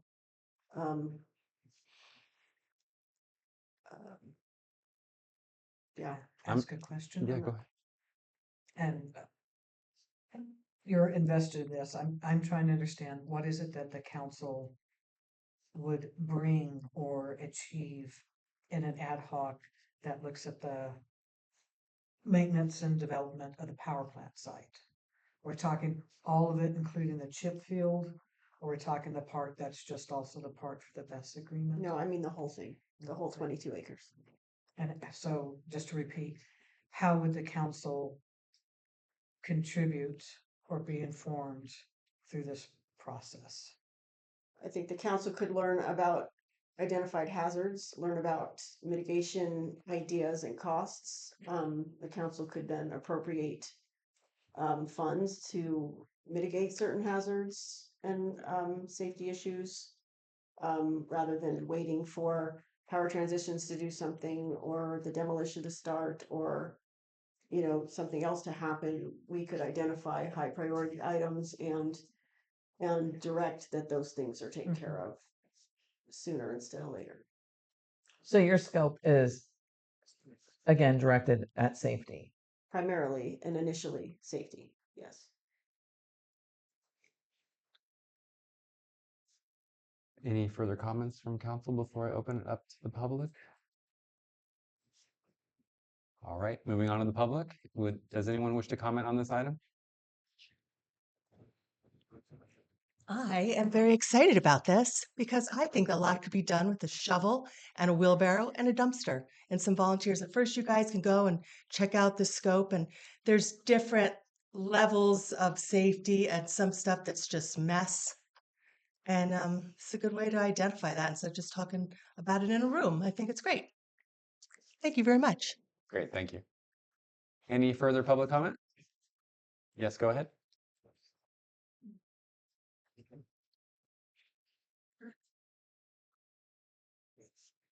Hello, Lisa Hoover. And yeah, I would like to see a committee like that. But and also, I think it would help look at cumulative effects, which y'all have heard me use that word before, when you're looking at just this side and that side. So just thinking about considering, and I'm a little bit more concerned about the environmental safety as well, but environmental. So I think the idea of getting the council involved at that stage or at that level of would be a good idea. So I would like to support that. Great, thank you. Anyone else wish to comment?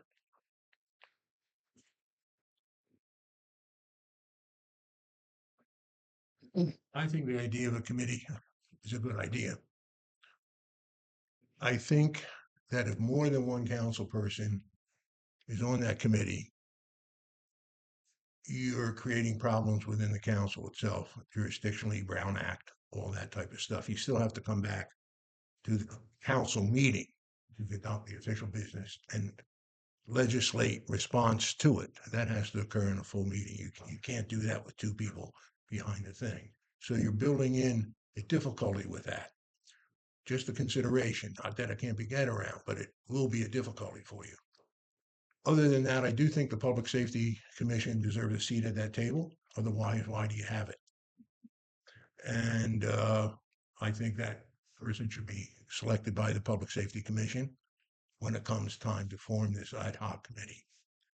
Other than that, I think it could be very helpful. As long as all sides are represented and all sides have equal say in it till it gets to the council. So, thank you. Great, thank you. Julie, go ahead.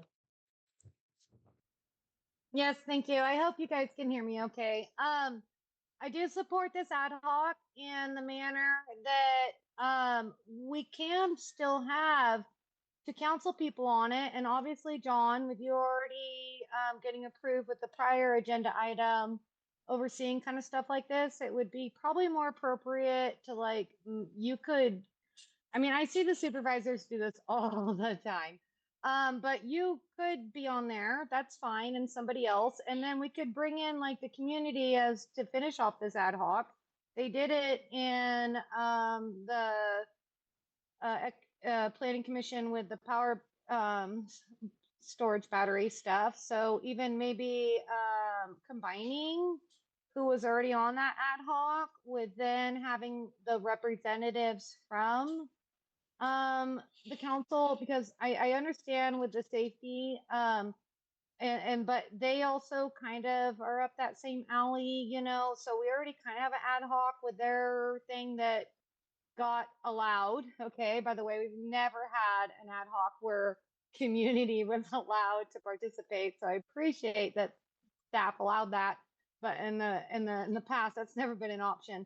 So perhaps this could be a gap there that we could bridge with council and community in the regards of whatever way you want to shift this. But as far as having two council members on there, that's not a big deal. And even John could be on it on the other one. That's not a big deal either. So you can check with your lawyer on all those specifics, but I do think we should move forward on it, and we should move forward on it in a way that we have some collaboration, because I think there's other entities that already got going that would collaborate really great back to the council, and we could kind of pull the strings together is what I'm saying. Instead of doing this and that and this and that, let's pull some strings together. Like Elise said earlier about the consistency of a certain person, that is very important because the timeline is just more efficient. And I trust all of you to keep an efficient, non-biased timeline. So that's why I'm making these suggestions. Thank you. Great, thank you. Last call for public comment. Yes, go ahead, Justin.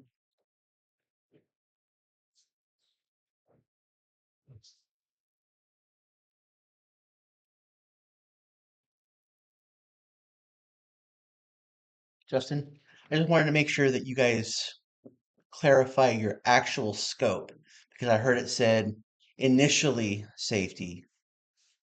I would like it clarified what your actual scope of this is going to be.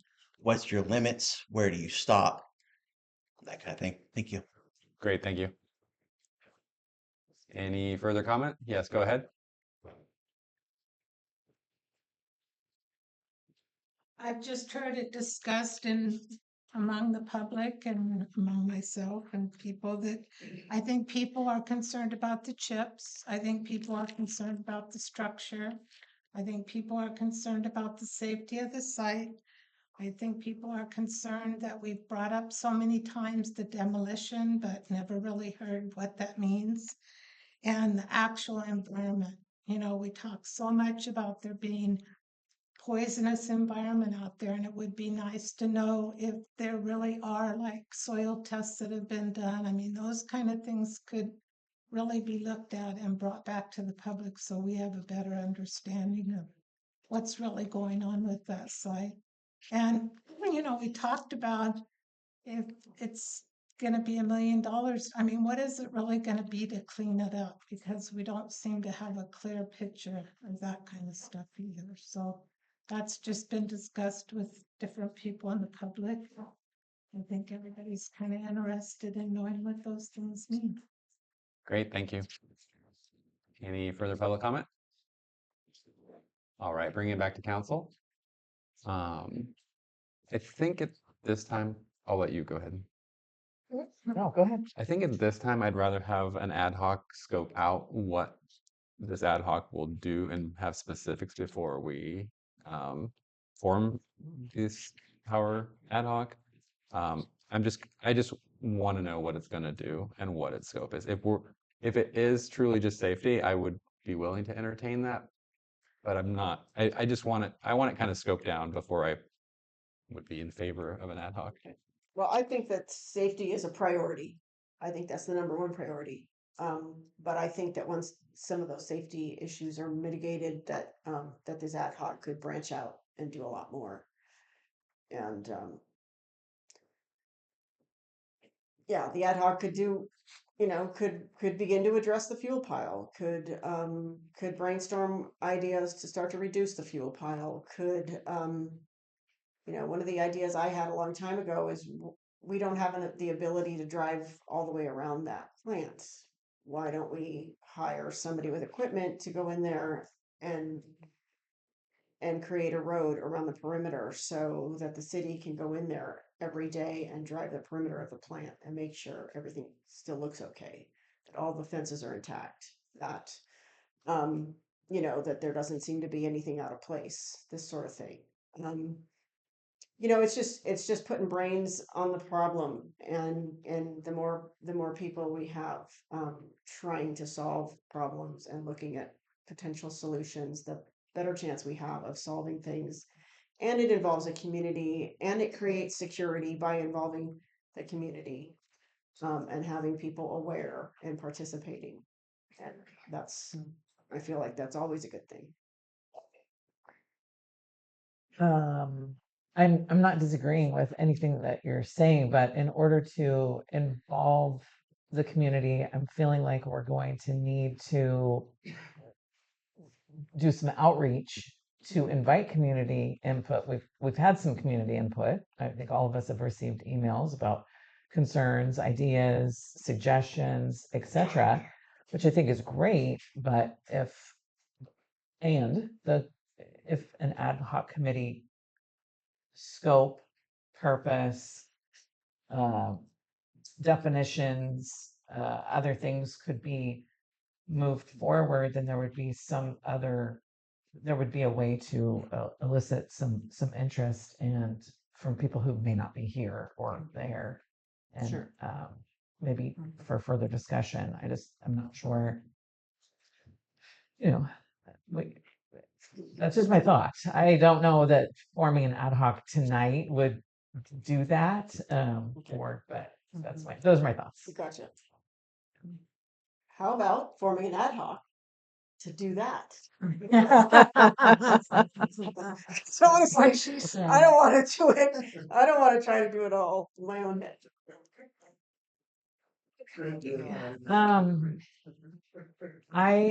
I will say that I will be happy to work on an ad hoc committee to design a purpose, a scope, definitions, etc., to bring back and to have some more concrete ideas on moving forward with communicating that to the community. Perfect. Should you and I do it together? I'm happy to do that. I would just offer that up. Thank you. If we need a motion to do that, that's fine. I think, do we need a motion to form the ad hoc to the ad hoc? I think we've done this before. Okay. Yeah. I would like to make a motion, or just, do you have to designate the ad hoc folks? I can do my motion.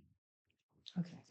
Well, go ahead. Either way. I'd like to make a motion to appoint Councilmember Louis Lusso, Councilmember Scafani, to form an ad hoc to define the scope, purpose, and ways to have community participation for purposes of the power plant. Second. Open it up for public comment. She's always giving us Two a thumbs thumbs up. up. Did something. All right, bring it back to council for vote. All those in favor say aye. Aye. It passes. Thank you too. Moving on to item number 11, commission agenda coordination between council and commissions, discussion action items. One moment while I pull that up here.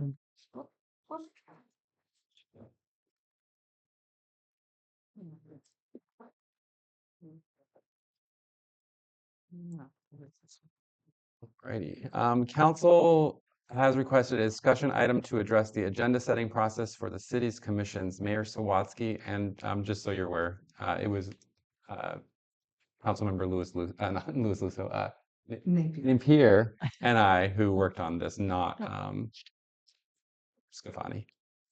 So I came up with a draft Blue Lake agenda setting process for us to essentially comment on between us and commissions. Go ahead and, give some feedback. It's not a final draft. I mean, so go ahead and just give input on it. And I'll actually open up to City Manager Megger for input first. None? I would just caution you to look at your timelines and the amount of extra work and what that does also to the commissioners, their availability.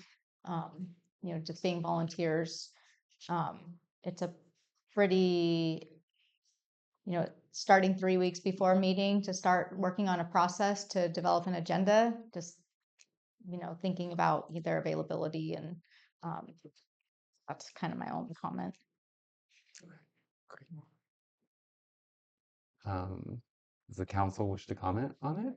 I guess I have a question. I want to hear the what is this looking like when you're talking about the commission and the council and agenda setting? How does that what does that look like?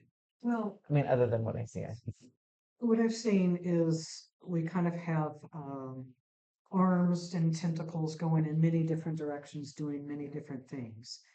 And if we're able to coordinate, and if I'd like to take a really, 1,000-foot view, it would be, we could look at the course of a year. You can look at known significant events, like for an example, budget finishes out at the end of July, not to say that it's relevant to commissions, but that's, we know at the end of June, we'll be processing budget. We know that some of our contracts, I think, like BES is in September. Looking at these important deadlines and dates and activities and saying, okay, what is it that the council might be doing at that period of time? And some of our agenda we could cast out further than just a couple of weeks ahead, because we know those activities are going to be dependent on some type of a deadline or they're constrained by it. And then the other part is we have 5 commissions out there and they're kind of going in different directions, and you want to have that bubbling up of ideas, but if we can also have that in coordination with the council on some of the agenda items, it'd be wonderful for the council to be able to, put forth like to the Economic Development Commission, can you put together some projections on the corporate yard? Can you look at what it would look like if we did nothing, or if we were to develop it, or the cost to replace the corporate yard building. And some of those can be tied into timelines that follow contracts or other activities. It seems to me like sort of a master calendar and kind of looking, at the whole year in a way, where you map out some of those target deadlines. And also some of these commissions have a lot of meetings that don't happen. Some of them mostly have a meeting every month. There's going to be, I think I think rather than waiting to the last minute to cancel a meeting because you don't have a quorum, um, maybe giving the commissions some planning scope to where they can say, yeah, well, everybody sits down and says, okay, I'm on vacation here and here and here or whatever. And so we're not going to have a quorum for these months of the summer, but we might for these. And, because it seems like it's a lot of staff time, for each meeting. Do we have a quorum?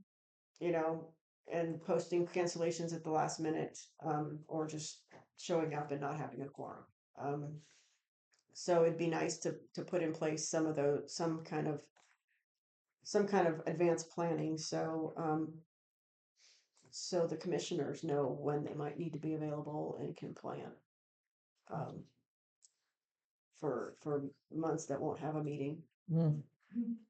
I guess it seems like rather than developing an entire process around this, we could shorten the process and request reporting out from the council to the commissions, reporting from the commissions to the council on a regular routine basis, and anything that was identified as something that was going to need further discussion and involvement with the council then be requested to be brought back to either a special meeting or a council meeting. Like a standing agenda item, for example. In many meetings, we have this department reports out and it's a standing item and anything that needs to be brought back. And so anyway, that's just a thought on coordinating a little bit, and then we wouldn't have to worry so much about scheduling. You know what I mean? With who's meeting when and how many people are going to be there and that kind of thing. It's just a thought. I think my goal with it is just to develop more, not cohesion, but communication between our commissions and the council itself. And so this is just some framework to bring forward for ideas. City Manager Maker, sorry to ask, but did the other documents, were they not pertinent to the discussion? Or I'm not trying to put you on the spot. I'm just On what other document? There was 2 other documents that were included in the email. It's fine. We can talk about it another time. This isn't the whole document? There was another attachment. It's okay. Oh. Don't worry about it. We'll bring it up as part of our overall agenda. Okay, I think I may have missed it. I thought this was It's this okay. was the attachment. It's totally fine. Okay. So anyway, do you wish to make any other comments on it? Well, my understanding, the tentacle analogy notwithstanding, is that the council would like to exert a little more direction in the directions that various commissions are going. Is that a fair assessment? We don't want to control them, but we want to be able to have a clear definition of communication, is the way I'd put it, like feedback back and forth both ways. Okay. Is my goal personally, but Kat, is that also yours? Yeah, I think I've seen from some of the commission meetings that there can be a bleed over where you wander from what that scope of that commission is. And as an example, and I appreciate the work that the Economic Development Commission does and all of the commissioners, but it isn't the place for the Economic Development Commission to review the safety of a battery energy storage system. And then it seemed unusual to me that they would call a town hall to present that information. And with council not really being part of that process, or not having a public safety commission being the commission to look into the safety of the batteries, I feel like it kind of skewed our ability to move that project forward. This is something that these pieces I would think should be coordinated together, council and commission together, so that we are kind of on point with each other. I also see that commissions are a great resource. It's not possible for, even if all 5 of us divvied up the work and the amount that we have to research and to really deep dive, I don't know if we could keep up. And we kind of my view is I'd like to be able to count on the commissions and say, hey, we'd like to be able to put this on the agenda. You know, if this is something that you guys can take on and bring that information back. I mean, that to me is kind of, you know, that larger picture of whether it's developing policy or arriving to a decision, is that having that ebb and flow between commissions and council. And it feels like right now it's just severed and they're working independently and in a fractured kind of uncoordinated way.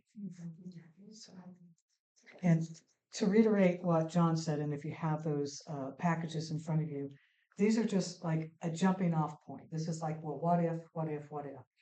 So it doesn't mean the agenda timeline will end up being 3 weeks. And so, and we're going to yes or no vote this.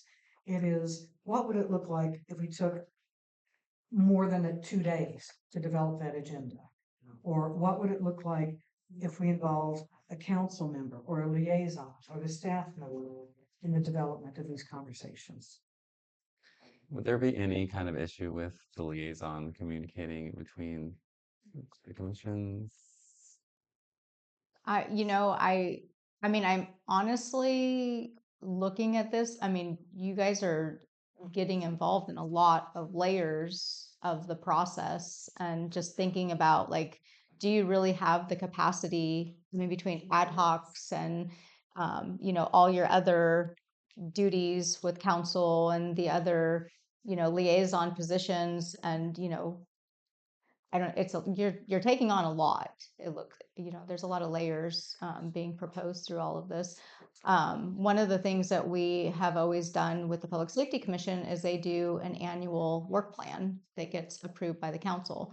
So they come and they present their proposed work plan. Council talks about it with the commission. They revise it, add projects, whatever, agree to it, and then that's kind of their marching orders for the year. Or and other as items come up, I use the commissions a lot for resources. They all have an area of expertise that I rely on a lot for. Presenting ideas and getting feedback. A lot of times they do a lot of their own research and bring stuff back. So it's a really great way for me with limited staff to increase that capacity. But maybe having a yearly work plan for each commission could be helpful. You could have a working session with them to talk about what the council's goals are and how that translates to the commission's capacity. I don't know. That's always worked really well for Public Safety Commission. Great, thank you. Any other comments from council before we open up to public? I think again, for processing and for communication, it would be nice if there was something like a referral to a commission. If we had a project that we wanted some special expertise with or some assistance with, and maybe we could move with a referral to that commission to get the assistance that we need and the resources. Which then the liaison would carry down to the commission, is that correct? Or Sure, or we could have another process if that's not effective. We could certainly look at different options as far as either be the liaison or it could be a simple request form, a motion sheet, or a referral form. Maybe we have more, submit that through the city manager, or city staff, or however. Okay. I like the idea of the liaison being part of setting the agenda and part of the communication. And I think if we have a discussion on a topic and we at the end of that discussion say, hey, we should have X commission help us out with this, I think we should ask all those commissioners to review the video and observe that discussion in its entirety. And then it goes on their next agenda and they know what we said, what the community weighed in on, and that's a jumping off point for them. I rarely see commission members at this meeting, and maybe they all are watching maybe they're all at home with their popcorn watching, and maybe they're not. But it'd be great if we could, have a really easy boom. Here's a video. Check us out and tell us what you think. Dive a little deeper. Here's your rabbit hole. Go. Nobody's ever called me invisible before. What did I call you? Sorry. Invisible.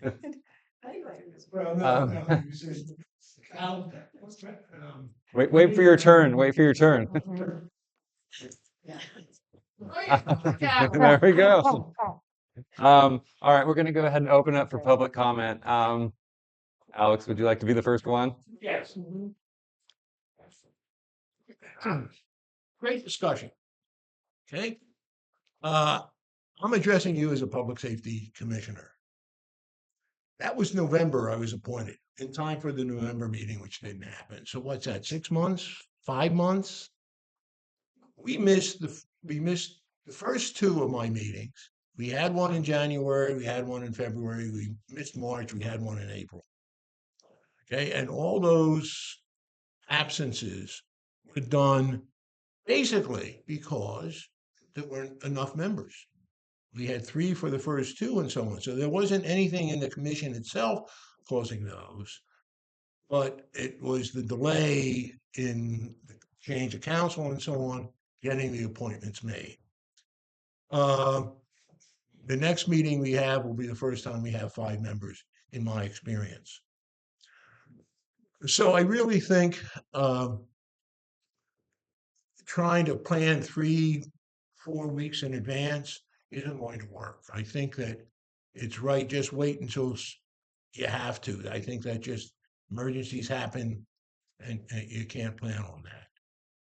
I also think I'm not one who favors concentration of power. I like to see power dispersed. Now, I feel Elise has done a very good job as being the liaison to the Public Safety Commission in my experience. I think what Michelle just proposed about the referral and so on, I think that's excellent. And that would enhance, you'll get more active members playing along the game plan you would like to see the city proceed on, that you 5 decide the city is proceeding on, if you incorporate as many people as possible from the beginning without giving them anything other than the problem you want solved. Okay, and maybe where the leads are in the state and so on. In other words, let the commission members start bringing information to you that they dig up. Oh, yeah. Without you filtering it beforehand. Okay, you may not like it, you may love it, it doesn't matter. They're bringing you the information that they feel is needed. Get them to participate in it by being as generous as possible with what you refer to them, empowering them instead of the council. Doesn't mean they can do anything that you do, they can't. Everything still has to run through you for it to become official policy. Trust that structure and enable the ones without that ability to do it.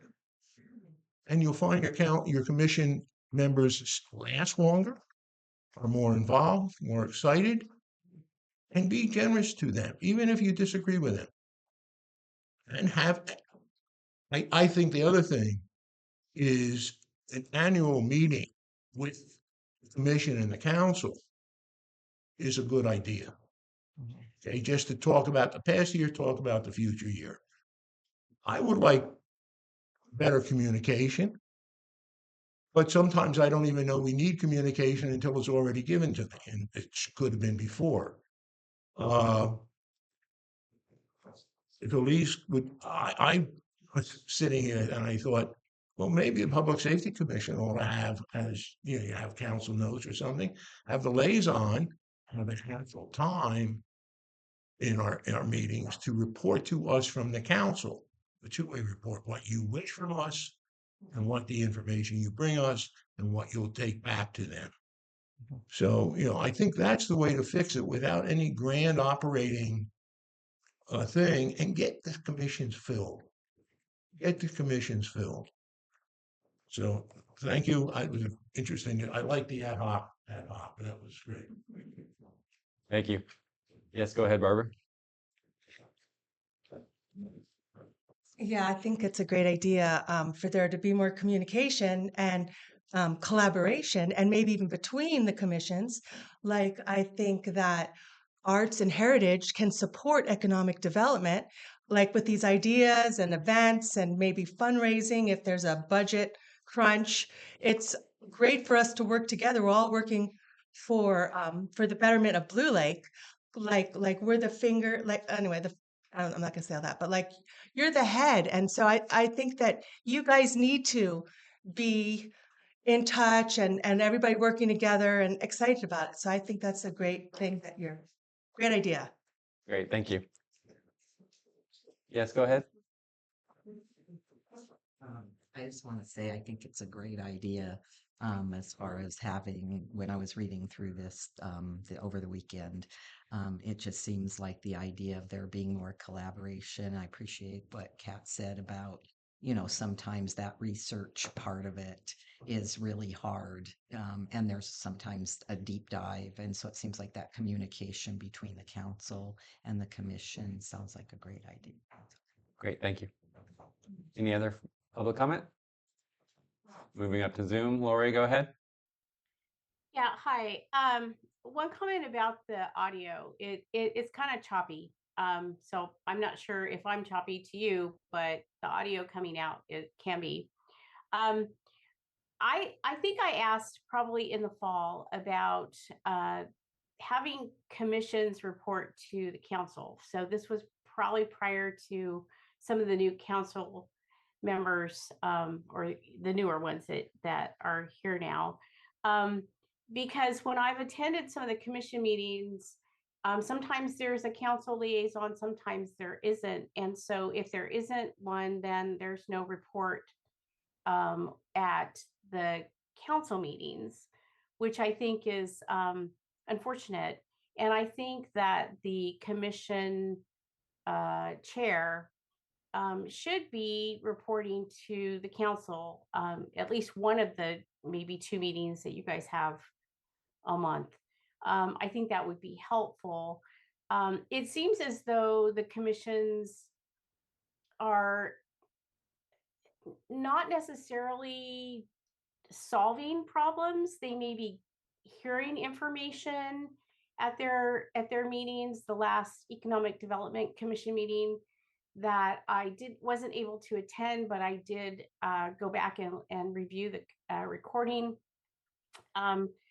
The commissioners were gathering a lot of or hearing a lot of information about the battery storage and that kind of thing.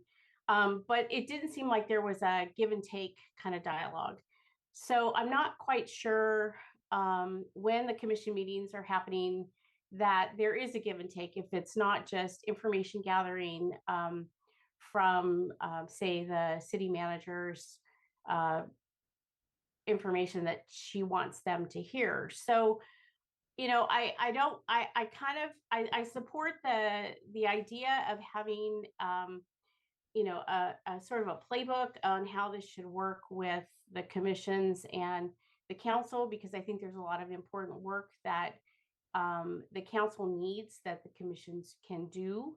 I just would like to see that the commissions are actually doing some work for the issues that come up at their meetings, not just being told information and then the appearance that they are actually working on something. Not saying that the commissions aren't super valuable, because they are, and I thank everyone who serves on a commission because it is a volunteer position and it is time given. And I think we have some really good people on all the different commissions, but I kind of don't feel like they are doing as much as they can. So I thank you, and I apologize for going over time. Lori, can I ask you one quick question, Sure, go please? ahead. Are there particular mics that are garbled sounding? You were saying that the sound quality was off. It just kind of cuts in and out sometimes. Okay. It's not super clear. So I don't know if it's the system, it takes time to work the bugs out, but just And I apologize for coming in late. My granddaughter's team did win, so Blue Lake has another Little League win in their back pocket. So anyway. Thank you, Lori. Thank you. Julie, go ahead. Thank you, John, and thank you for the gamble tonight. That's just what we have to do to keep point of order. And we could have the timer back out where everybody could see that. I think that would be a good point. But I'm going to go to the fact, and I'm just being blunt. I've got all my critters. I'm running around. Thank you so much for Zoom and Justin recording all the meetings over the years. So if you miss any of our commission meetings, Justin has a great archive for the recent last several years. Bless him for that, because that was paid by patrons first. Now he's on with the city employment. But I want to say this. Our council is voted in by the public to represent the public. And your job is then to vote in a mayor and to hire a manager. Your job then is to dictate down to our commissions your wishes. So the other month we were getting rebuttal to our council from staff that you guys are the ones requesting these things and you shouldn't have that much involvement because you already requested them. Well, you have not. And that's where the shift needs to come as of tonight. The shift needs to be that our council is now requesting our commissions for these items of discussion and research, and that they can then give back a recommendation to our council. Now, planning commission is an exception, obviously, within its regards. However, all other commissions listed, it is our duties of our council via our public to correlate our projects, our concerns, our relations to what we want developed. And I want to see that come back. We've been, I just have never seen it, and we need it. That's the law of the land, that our council requests of our commissions what they would like to see researched and brought back. And so from now on, let's just make sure that our council elected by our public is referring to our commissions what we want researched and what we want recommendations back from, not staff. That has been the negligence of prior councils, and I have faith in this current council. Thank you. Great, thank you. Any further public comment before we bring it back to council for discussion? All right, coming back to council. If it's okay with everyone, I would suggest that I take the input that we received tonight and then formulate another draft of this and then bring it forward to council at a later time, me and Councilmember Napier, and see if we would like to potentially implement it in some other way. Sure. Okay. And I like the idea of having a joint meeting. And that could be like one giant work session where all the commissions are asked to come and meet with the council, or it could be one council designated to attend a meeting as a full count of, one commission coming to a council meeting every on even numbered months or whenever, where we have within the council meeting, we have a meeting with a commission. And then also there's, as somebody mentioned, there's plenty of commission meetings where there isn't a liaison present. And I think that's a failure of the liaison not remembering to notify their alternate that they need to attend. So maybe, Mandy, we could have staff help us out with that. Maybe do a quorum check, maybe do, check in with the liaison before a meeting. And I don't know. We're all adults and we should be able to, notify our alternate, but sometimes things happen and people forget. So Since you brought that up, yeah, I'm the secondary on the Economic Development Commission, and I think there's at least 2, maybe 3 at the primary. Wasn't in attendance, but I haven't gotten any notification. And I certainly would like to be able to attend if the primary can't. Can we maybe work on a process for notification? I think we can do a future agenda item on that. I mean, I Okay. don't think we can direct staff to that right now. I mean, unless you feel, does the council feel it's related to this draft Pretty related. proposal? I think so. Yeah, to I'm- coordinate and for Okay. communication and my report out, what I would just say that my experience has been that city staff has notified me as well as Elise for public safety commissions that we're assigned to. Some of the times I get an email, sometimes I don't. Oh, I didn't get one for the last meeting. wow. But Okay, I guess maybe not Mm. consistent. Maybe we need to have process in place to make sure that that does happen. I mean, Certainly, I hope that I've not missed a meeting that I was supposed to be at. So I can put that in our draft agenda. And City Okay. Manager Maker, would you mind alerting staff if we know about an absence or? I mean, I think the council members should be able to do it ourselves, but it also, you know, I guess as a backup, it'd be good That's nice. if city gets notifies as well. All right. Yeah. Any further discussion on that? All right. Moving on to item number 12, city clerk recruitment discussion action. Pull it up here.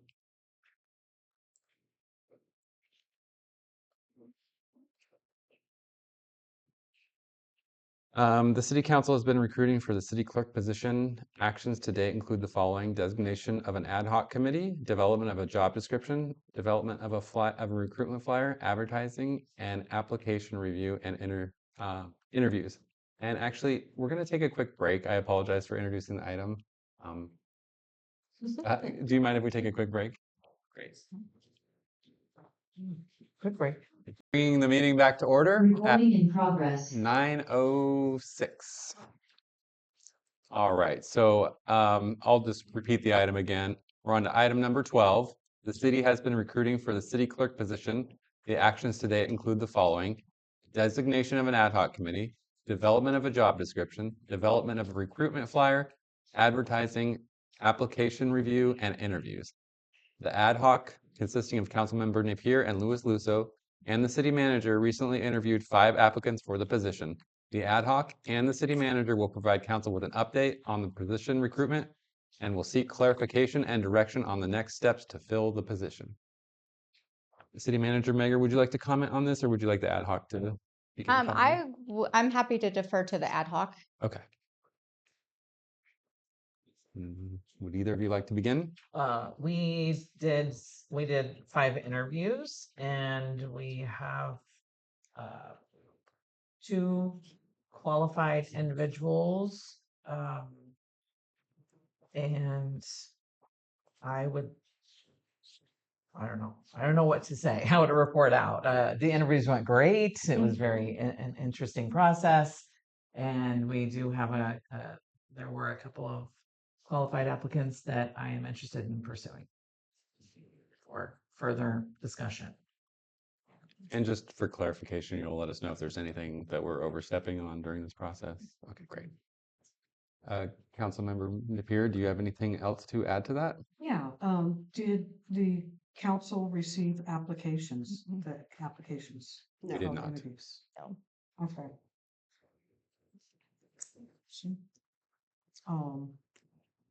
I think that the whole council should be able to see if we're going to be doing this as the city clerk position.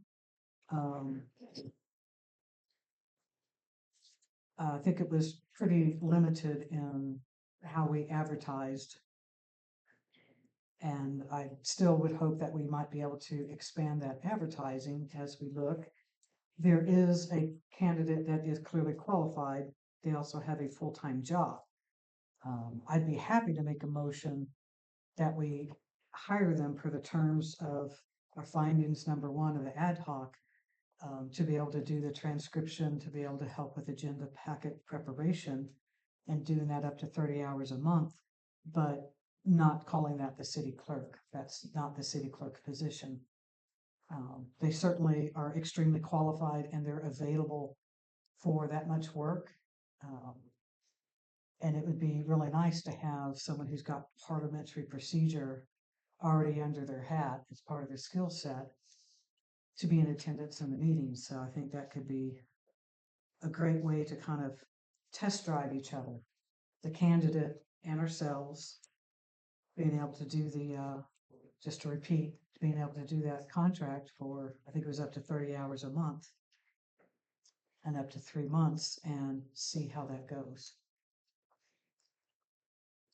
So your recommendation is to try on, see how the fit is as far as this person, individual, one person, and see. Oh, well, sorry, did you finish your question? I think I just wanted to be clear on what you were thinking that we would do. I think that all the council members should be able to see all of the applications. I don't see why they wouldn't be allowed to see all who apply.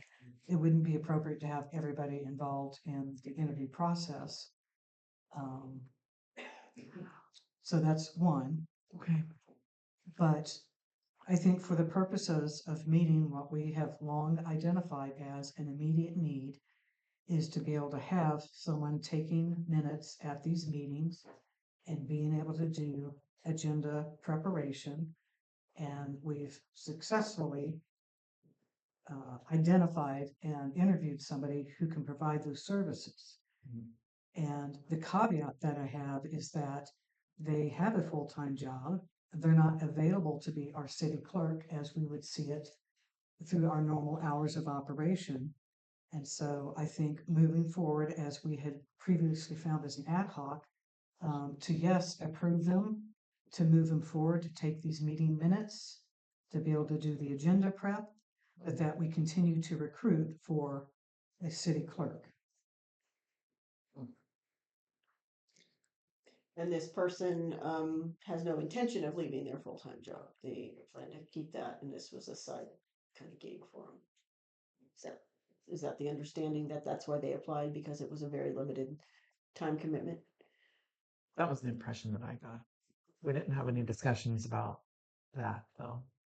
And I just for clarification, it seems that because this process of hiring a city clerk normally comes from the city manager position and then is appointed by the council, I don't think that there's a clear understanding of how that process works and the nuance between hiring and appointing. And then there are some requirements for confidentiality, etc., with application processes for a actual paid position. That's what I'm thinking is why we weren't sharing all of the applicants with the entire council. Hypothetical situation, you guys present, we hire, the city manager hires someone and then you present them to us and we're like, no, not going to work out. Then does that person like stay under our employment, or like what would happen? Or is it just like, That's sorry, what happened the last time. So we hired a city clerk, we hired Annalie, and then we presented for the appointment, and council declined and made us wait for 6 months to kind of get her training and stuff before they were. So yeah, it wasn't something that I had experienced before, but that's why we're kind of in this position of, it's under my purview to do the hiring, but if you guys don't appoint them as a city clerk, I'm stuck in the same position. So Well, I think as far as, I mean, how broadly or how narrowly we define hiring. I mean, yes, the council isn't going to be signing them up for CalPERS if it's that position. We're not going to be, sending them off for, fingerprints or any of that. So those aspects of hiring would certainly fall under our administration. But I really think, again, within our ordinances, these are clear exceptions. The city attorney, the treasurer, the city clerk. And I mean, I've kind of restated that ad nauseum so much that people note how much I like to read ordinances. So, splitting hairs or not, in order to move forward and make some progress, again, I could recommend the one candidate who clearly is qualified and capable to meet those needs that we had already identified in ad hoc, that you've already clearly expressed you need assistance with. to be able to do the minutes, to be able to do some agenda prep. And that would be as a contract for the 3 months. And in the meantime, we should still advertise and recruit for the city clerk position. I'm personally comfortable with with whatever the ad hoc determines are the appropriate candidates. I personally don't feel that I need to review all the applications. I feel that whoever you recommend is a qualified candidate for that position. That's all I'll say to that. I don't know how we would be able to hire somebody for the position that they applied for that is described as a city clerk position, and then say this is an interim position for 3 months while we're looking for a city clerk. Yeah, and I agree, and that could have been avoided much earlier had the city manager and ad hoc been able to work together on job descriptions and activities and followed within the terms of the motion to work together to define those. So here we are now in this situation. And I'm trying to make lemonade and try to move forward. If you want to speak with that candidate and see if they're amenable to a different position, or if we need to fly that different position, it could have been flown this whole time in conjunction with the city clerk one. I just don't see how that candidate, who would be excellent in taking the minutes and preparing the agendas, will be able to do anything other than those. There would be no city clerk present during the days. I mean, minuscule. So, I don't know if there's, some other setting in which we can discuss this. We have to agendize this for a closed session another time if we want to go any deeper, with the specifics of a candidate. I too am comfortable with your recommendation for who is qualified. And, but I think Kat hit the nail on the head in that we do need a city clerk. We need at least a part-time, 20 hours a week city clerk. If this person isn't somebody who could work into that, and of course we should have the conversation with them to find out if they might be or might not be. I don't know. It's kind of rock and a hard place situation. So so I would be in agreement that we need to, if they want to do the temporary position, by all means, get them started. And I wouldn't put a limit on it, the 3 month limit. I would put it on, I would say that they could be the interim person until we find somebody who could be the permanent person, whatever the time frame that might take. Well, I mean, the way I see it, and I think that all of the discussions that we've had so far have led us to understand that we don't have a clear, um, a consistent view of what the city clerk position encompasses. And we have a difference of opinion and a difference of experience with the city clerk position. And it would be understandable, and I think that it was explained upon advertisement that this was something that was a little bit flexible. There was some flexibility with this position. We were still developing it. It does need some refining and developing, in my opinion. And certainly, but again, yes, we absolutely 100% need to have somebody in the position right now. I just don't think that limiting, saying that, this is a temp while we advertise. We could certainly have those discussions as we evolve the position and have further discussions about it.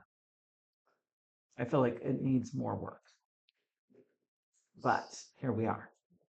We have a candidate who can meet the And needs that we have right now. Are you in agreement as to Yes. the first candidate? Okay. Well, yeah, I think we should get her on board if that's a possibility. Is there any legal issue, Ryan or Mandy, in having it be a temporary position for the time that they're specifying? I don't want to cause us any legal issues by having it modify the terms of the job description. Well, it's an at-will employee. Okay. I think this position was advertised as the city clerk. I don't think there's anything wrong with holding off the appointment of city clerk during a probationary period. I mean, this person could serve in their deputy role to your city clerk now. Until you're ready to make an appointment, you could continue, if you're looking for a full-time city clerk and you have the budget for it, then you can continue to advertise that position and see if a full-time employee comes your way. You could appoint a deputy, or you could just appoint a probationary employee who could be considered for appointment at a future date. Great. Okay. Any other comments from council before we open up to the public? I would just say that any candidate that comes to us as a potential for appointment as a city clerk, I want to know who that person is. I want to know their background. I want to know their qualifications. I want to be able to speak to them and hear them tell me about themselves. I don't want to, I mean, to me, the city clerk is a big deal. That's a position that carries a great deal of responsibility. And it's not anything I'm ever going to be willing to appoint a candidate that I don't know, that I don't have confidence in, that hasn't passed a probationary period. So, so I understand the whole conundrum we have with the hiring and the functionality of hiring and all that. However, in order for the council to put their confidence in a person, they have to know who that person is. They have to know what, we have to know who we're appointing, and know, and I think that somebody, getting through a probationary period I think that would be really basic. Whether we decide they can pass that, and if we say, well, a month or 3 months or 6 months, whatever probationary period it would be, I think somebody should be able to get through that. Unless they rolled out of they came right out of a city clerk position somewhere else and they're 100% qualified, and we can verify all kinds of references and recommendations. It just makes sense that we are cautious with how we do that. So, and I think council involvement in the hiring process is key to making that happen, making it happen quickly. The more involved we are from the beginning, the more quickly we can develop confidence in a candidate. But that's what the ad hoc did. So are you just reaffirming what's I'm sort of okay? Yeah, I'm just talking. Okay. A little bit of history. That's kind of like part of what happened with the last person that was hired and then presented for appointment. It was okay, just got here. Let's get to know each other and see how this is going to work out before we, you know, give you the ball and chain, or the keys to the kingdom, or whatever you want to call it. It's a big deal, the way I see it. So. Great. Any other comments? Opening up to public? Yes, go ahead. Yes, almost my bedtime. So, this position I think is incredibly important, and I think the city of Blue Lake really deserves a proper city clerk. And we've certainly had that before for a lot of years. So I don't see why it should be a really difficult thing to come to. I really appreciate this city council in all your efforts in checks and balances and communicating and keeping the public involved. And I see that position, city clerk, as part of city government's checks and balances. And I think that's crucial to any government body. So I really want to see at least a proper city clerk. And I believe Rebecca Collins read a very clear description of official description from the state, I think, about what that involves. So thank you. Thank you very much. Yes, go ahead. I just want to thank the ad hoc committee and the um, council for all of your hard work, and especially for the ad hoc committee, because I too believe that the city clerk is a super important job that adds to that balance of power. And I appreciate all your thoughtfulness on this. Thank you. Great, thank you. Yes, go ahead. I think the debate about an administrative assistant, taking minutes and being able to at least help her, Mandy put the agenda together and make sure everything's in the packet is pretty important. She kind of advertised that as an administrative position anyway, but I think we need to stay the course and get a good city clerk. And it's not a 30-hour, 20-hour a month job. It's not just coming and taking minutes and putting the agenda together. It's a big job and it's very important. So if you want an administrative assistant, hire this person part-time, at least somebody who can take minutes. Great, thank you. Any other comments? I just wanted to say, it sounds like there's two separate positions rather than it being flown as one. It sounds like it should have been flown as two. And when I was at the previous meetings, what I heard the ad hoc state and direct was very different from what got posted online, and I was confused by that. So I just wanted to make that statement. Great, thank you. Anyone else wish to comment? Moving up to Zoom, go ahead, Julie. Hey guys, thank you for everybody in house hanging tight. This is my normal schedule. So I want to go back to a prior speaker. Yes, I do believe that this wasn't really in the scope. I mean, we want to scope on things. Well, this application really wasn't in scope, in my opinion, as well.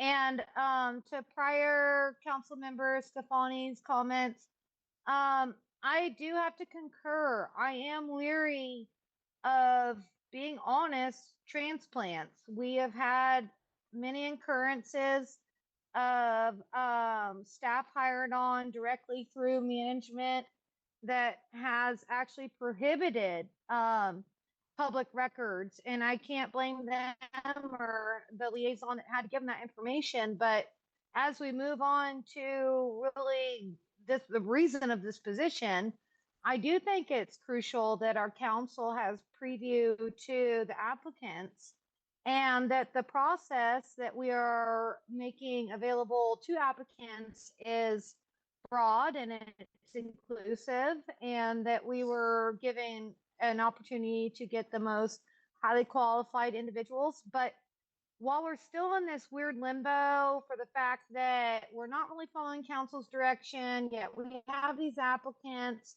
if one of them are, perhaps we could have a special meeting per se. Okay, we could do a special meeting where we have these applicants come in and we review, and the council hopefully does their job within the hiring process and the public. And we could at least get somebody facilitated in the moment. Like I mentioned earlier, sometimes we just need somebody in the moment. And perhaps out of the individuals that are already ready to invest their time in the scope that we have, give them that opportunity. They already know that it's kind of potentially a limited opportunity, I would hope, and very structured. So I think we should just move forward a little bit with a special meeting that we could bring these applicants into, and we could just have a little bit thorough more process real quick and see, hey, are we happy with this?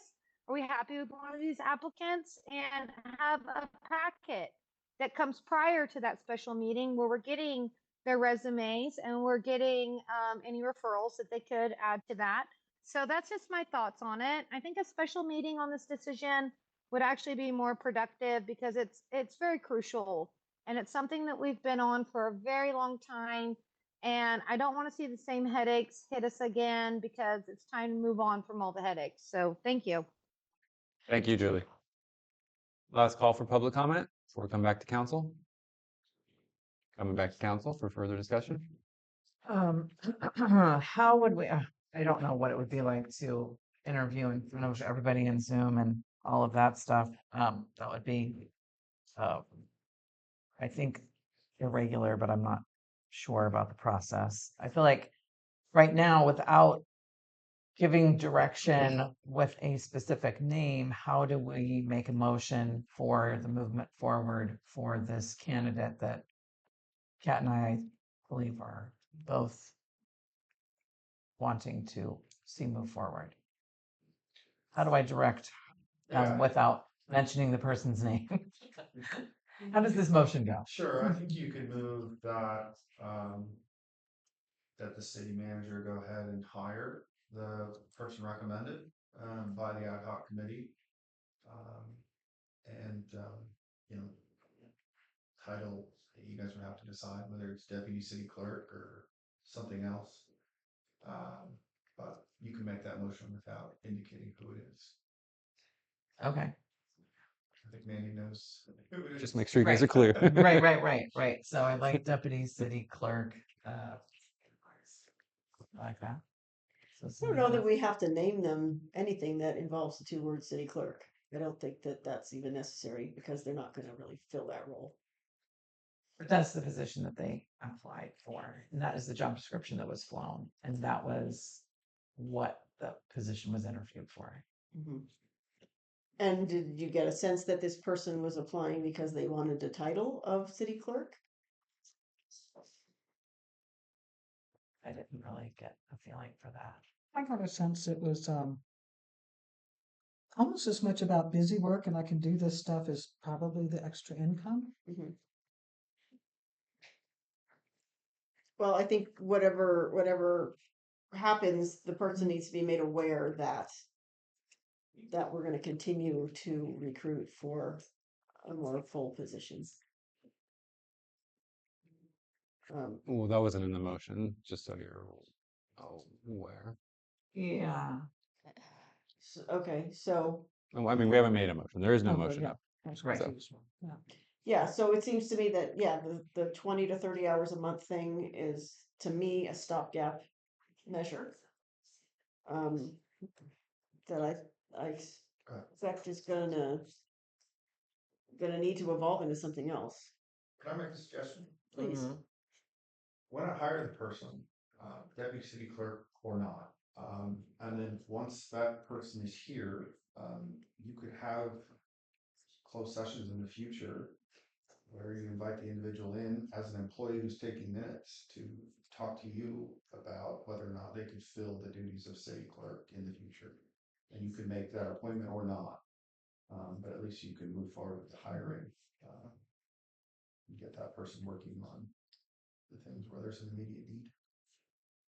I think that hiring as a contract employee probably puts us in a better position than hiring them straight up as an at-will. Recording stopped. I mean, if you're asking whether we could hire them Recording in as a progress. contractor, 1099, We good? need to evaluate that. I think this person probably needs to be an employee, given the independent contractor test that's now in place in California. And what is that? But they're part-time Mhm. employee. Why are you concerned about the being an employee versus being a contractor employee? Well, is this going to be a benefited position? Is this going to be? I think with the contract, or better yet, with personnel services. Sorry, that is another option. Express Personnel can provide all of these services with a contract for an affordable price. You use them as long as you want. You can terminate at any time. That's been another option that we just, and they pay all of the insurance and. Are you concerned about the candidate, or are you concerned about the financial obligations to the city? I think, with when you're doing it as a contract, it's known there's a beginning and there's an end. There's definitely the possibility for renewal, but it puts a particular time frame there and sets expectations. Like I think it 19 would be and under unfair to set this is as one of a our part-time employee, one of our which kind of categories. infers it's going to continue. If parallel to that, we're still recruiting for a city clerk that can be present and fully involved during the day hours. It seemed that it was pretty clear that this was a flexible position. Yeah. It was ongoing and evolving, and um, I would not hesitate to bring this person on with the understanding that we still have a lot of work if we're going to be developing this into something more than what city manager Maker can actually give them to do because of what the current staff that we currently have right now in there. So I would like to see this person be onboarded with the understanding that we could have a meeting with them and establish, you know, expectations, have conversations, but looking at the same time at what are the possibilities for hours, duties, scope, etc. All right. Are we Well, ready I to? agree with everything you said. I just think that the person needs to know that up front before they sign on and go through all that. You know, it'll be weeks before we can sit down and have them here in closed session and tell them those things, but that should be told to them before they accept the job, right? If just my opinion, if you guys have found a candidate that you like and feel that could fill this role and potentially fulfill a larger role in the future, I would personally like to see them run forward. I could see them fulfilling the specific role of doing the meeting minutes and providing some agenda prep, but they're not really available during the daytime. So it's extremely limited, and I didn't get any indication that it would develop into something more. So, Are you suggesting we postpone this appointment or this recruitment? no, I think that we could, that they could be hired as a contract employee for the 30 hours to do the minutes, to do agenda prep. But still, the council needs to continue in the recruitment for an actual city clerk that can fulfill duties beyond those and be present beyond the evening meetings. Michelle, do you agree with that? No. No. I think that this person could be onboarded. I think that they have a lot of potential. I think that as we move forward with this person, we can evolve and see what the capacity is, what their availability is, what their flexibility is, and not need to have it be under a contract while we're still figuring out some other things for the position. So, I have a suggestion that we go ahead and onboard this person and we temporarily suspend clerk recruitment until the end of June, when we have been through our budget process and we see what our resources look like.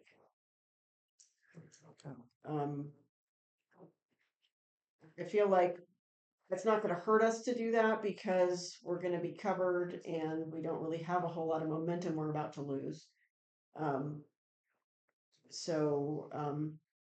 And that's really only a month away. Month and a half.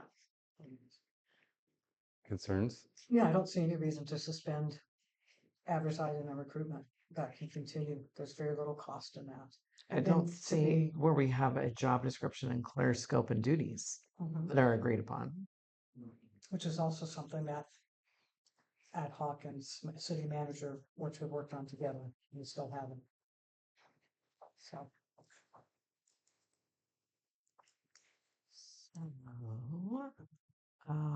So are Do you we wanna- suggesting, I- Michelle, if they're, if it was suspended, that in the meantime, we could work together and look at, from the view of the council, what that job description might do, what those duties might entail, and flesh that out? Sure. I think that we can have some discussions about that vision, but we also need to have that consideration on what city staff currently exist and what their duties are. And we need to have some wiggle room with the staff that is currently here. Well, I don't think that the city should go without a city clerk if we're overstaffed in I- other positions. I don't think If so. it's something Well, that got so deconstructed and spread out that we're not really able to avail ourselves of the presence of a city clerk during our office hours, then we really have to look at reconstituting that job to some degree. right. I mean, I think that we're talking about the same thing, right? Is this not a valid compromise? And you guys So can continue. onboard them now in what capacity, suspending until Just end of suspending June for the budget? recruitment until we get through the budget process and see where we are for funds and see how and see what we would have to do to afford another 20 to 40 hour a week position and what our options might be. Do you want to craft a motion, Kat or Michelle? Either one of you, or No, does anyone want to make a motion? I just feel like we're Well, it's still part of the discussion, but I hear from both of you, like for your wanting to suspend, and you're like, hey, we still have the job description, we still have other duties. What would this look like? So there's still development to be done, which also would fit in with the suspending. Correct. So fine. If you want to do that through the end of June and look at picking up on recruitment in July, then we can work to refine some of these issues. And then the budget also informs us on what we can or can't do. And I think with the person in the position, we can figure out organically kind of where we're at with our needs and what the possibilities are. So are you talking about, I just want to clarify, making an offer, but then in June, you want me to start recruiting for the position we just hired for? With the person in the position? Well, this person is not filling a position that we envisioned. This person is filling a temporary position that we feel is really a temporary stopgap situation. And we want to recruit for a full charge city clerk that can assume all the responsibilities and duties that a city clerk should have. And so that is it's a much bigger job, it's a much bigger budget, it's a whole different thing. So yes, we want you to have the help that you need right now. So we want you to go ahead and hire this person to help you. And we're gonna do our research and gather up our facts and figures and come back in about a month to 2 months and start over. I think in collaboration with what you already have going, because you have duties and responsibilities that have been parsed out to different staff members on your staff currently that are traditionally would be considered city clerk responsibilities. So I've never offered someone employment and said, oh, and by the way, by the time you get on board, we're going to be recruiting for this position again. I mean, it'll take me a month to hire the person and bring them on board. I mean, well, I'm not really sure what. Forgive me if I'm wrong, but I feel like there was some discussion and some understanding when the recruitment was happening that this was an evolving kind of position. This was flexible. We were still working out the hours. We were still kind of working out the details on what the scope was, some different things like that. I don't think that a lot has changed. I feel like in having this person on board, and I'm guessing that they're going to be able to onboard very, very soon if they're not going to be leaving their other position. And so it wouldn't be right after they onboard, but just we need time to really figure out the position. And I think that we cannot wait for this person to come on board to assist you in the immediate needs, for what you're doing right now, what you are doing right now. So I guess I would frame it that the offer would just be for a temporary limited hour position just to help through this process. And then council can continue to work on the job description and developing the position that you see that you need, that's outside of what traditionally our city clerk position has done. So I think this person could be brought on just as just a gap person, I guess, at that point. But I wouldn't offer. I would want to be able to make an offer so that they understood that that it's just like just a temporary job, I guess.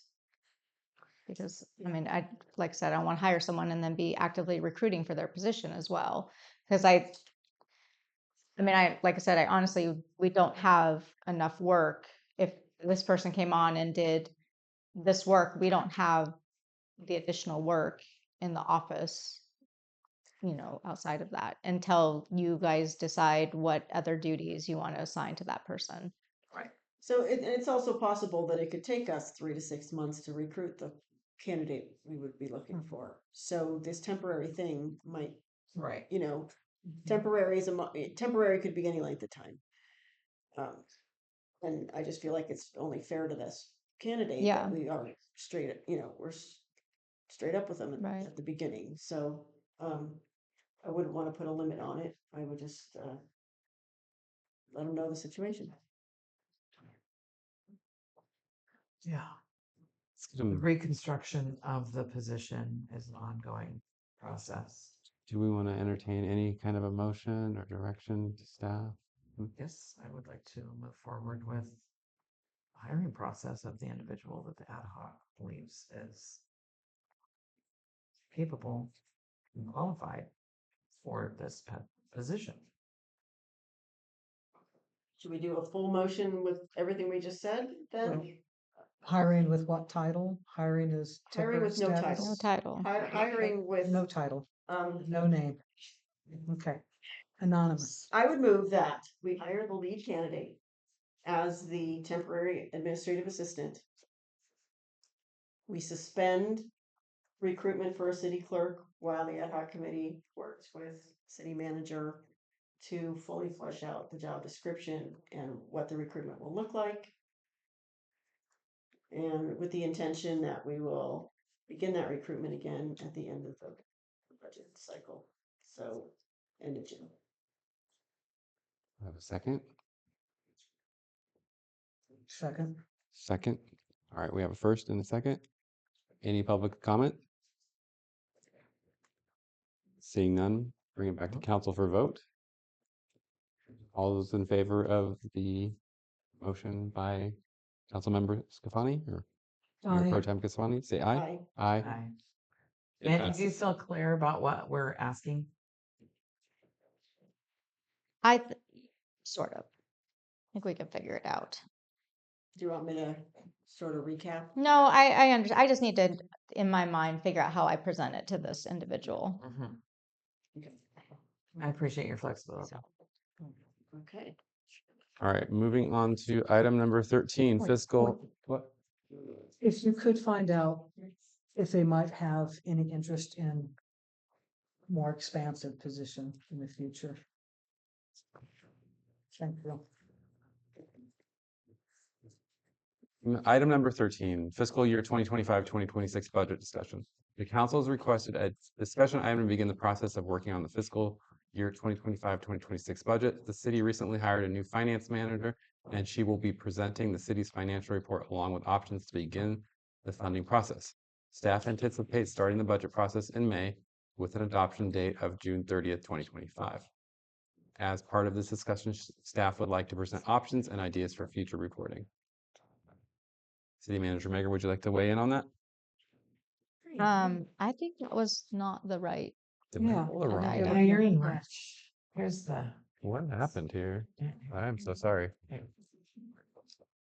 was gonna say, I don't Computer prepare stuff. for any of this.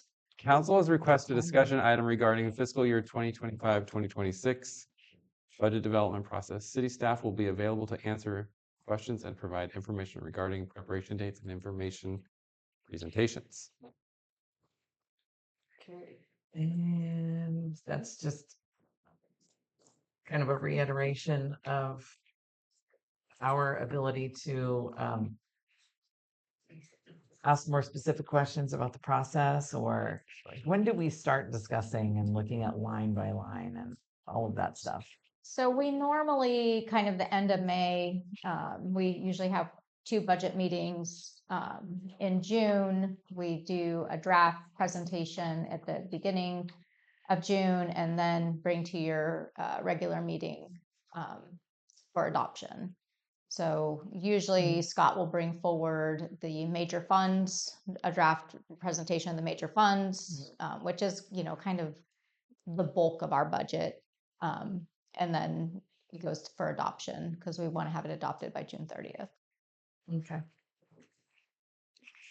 So in my experience, the last 2 years, I don't feel like the council had enough opportunity and enough time to fully dive into the budget, understand what it was, understand what parts of the budget we might change, where there existed any latitude or not. And so I'd like to propose a process that starts at our next council meeting where we, if a draft budget for next year is not possible by our next meeting, then I think we need to begin kind of a deep dive on how to read the budget, on where we stand with our current year's budget, on looking at a lot of the different things that affect our budget, like such as staffing levels and programs and different things that we've got going on, projects that are upcoming or anticipated. There's just so much that goes into it, and seeing a draft in June and then having to adopt it 2 weeks later is just not sufficient. So I think this council wants to be more involved and have an opportunity to help to build that budget and make adjustments so that by the end of June, we're really comfortable with what we're looking at and putting in place. Agreed. Agreed. Sounds good. Okay. Do we need further discussion, or do we have more questions for city manager? I guess, I mean, I think that was Danny, she was doing her best to make some presentations or make some, not tutorials, but some information for us to learn a little bit more about budgeting or sample budget or that kind of thing. Do you have any idea on a time frame that we might be able to get some preliminary material to review? I think we can have information to you in May, probably like an overview of our major funds. Like I said, we don't have a lot in our budget. It's pretty simplified. We have our major funds, our enterprise funds, our general fund, Parks and Rec. We can start providing an overview of those, of where we are, what we're kind of projecting. Everything else are, kind of like project-based funds or just smaller funds that, don't change a lot. But you should have a good understanding of our enterprise funds, water, wastewater, and like I said, our general fund, our parks and recreation budgets. So those are our big ones. If we wanted to increase some allowances that we have budgeted for example, professional development of the council members, professional development of the city staff, are those things that we would submit as a request, or how do we have those discussions? I mean, you guys have your own budget. And so if you want to put in additional training, we can build that into the budget. If you guys want to identify, what you see your needs are as council, then, you have your budget set up so that we can add to that. We would just need to know what that would be so that we can figure out what those resources would look like and where we could find those. Okay. Have you guys, are you looking at right now into strategies to either conserve money or spend more, or do you guys have a projected method right now that you're proposing moving Well, forward? I mean, our goal is always to stay on budget and to come in under budget and to, look at resources that takes the heat off of the general fund. So that's why we try and apply for as many grants that we can. And, if we can bring in resources to make improvements outside of having to allocate general fund resources. That's our goal. So, how soon could you have, a- assemble, I mean, our current budget with, year-to-date, actuals? For our current budget? Yeah. I mean, we can print that right out of our system. Okay, so there's. We kind of just got, didn't we just Got get that? financials.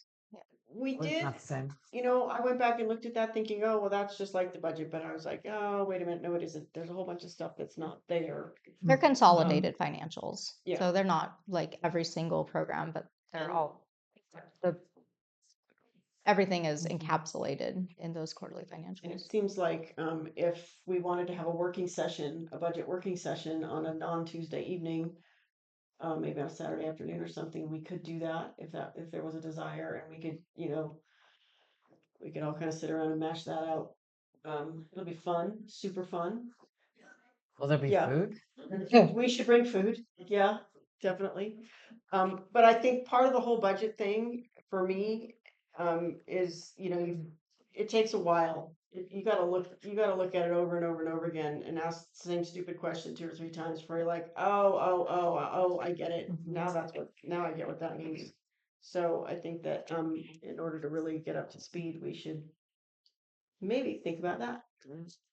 Just some quick questions because I know we're running low on time. Have we ever looked at developing like a formal 5-year operating plan or anything like that for budgeting? Okay. Does that ever? I mean, we is look that at year applicable over or- year. I mean, Okay. we can pull forward prior years, and that's how we do our estimating. So we average and then look at, you know, what we have, you know, expected, what inflationary costs are going to be. And we have a lot of indicators that we look towards. And for the water fund, we have a deficit in that, right? Or We're so- making that deficit up. Yeah. Okay. Are we doing rate We're doing, increases? actually, we're trending really well right now. So And that's with our current rates, not Mhm. okay. We're That's currently the in the built-in middle rate of a structure. 5-year, increase, steps increase plan. Great. Any other comments from council before we open up the public? I think that we're gonna have to double up on some meetings and go special meetings with these, because we also have to have, it's not just for our development, but, community involvement on what our budget looks like. So before we can really bring that to the community, we have to get ahead of this and understand the budget and begin, have a draft. So I think we kind of, from other timelines of other cities that I'm looking at, we're already a couple of months behind. I was kind of hoping we could lay the groundwork with some of the past requests on staffing and, by department, what some of our costs are, whether it's, facilities, maintenance, materials, equipment, staffing hours, so that we can have a better understanding by each department where that money is going, and then also being able to lay that baseline, those things that are kind of fixed, whether it's staffing, taxes, just some of the fixed overhead that we have, and then looking at the revenue that we have, kind of disregarding grants, disregarding all the extras, being able to answer the question, what are the basic things that we have to provide? How much does it cost, and how are we going to pay for it? So I think that we have a lot of work to do between now and not just looking at a draft, but really being able to get to approval. Great. So are y'all in favor of a Saturday work session? Let's Yes, no? Well, this is public comment. let's do public Sorry, comment. and we carry talk. on. Go. Public comment? Seeing none, go ahead, Julie Christie. Thank you, guys. I think this is an important discussion because as much as I'm at my barn tucking away like baby critters, I'm usually at the fair in June, tucking in all the kids on our shipping day for our budget review. And it has been unanimous every year requested from public to have these disbursements kind of itemized as Kat was just describing. Elise has also requested this upon numerous public participants. recently we were discussing just the disbursements and requesting them through SHN to be itemized and potentially our attorney fees. Like there are a lot of things that, and when I'm reviewing Access Humboldt, which I wish a lot of our council would too, because it gives you an idea of how other municipalities distribute and work with their council with their budgeting. Like today, supervisors was a great example. It was really late too. They went till 5, so you guys are troopers too. Thank you.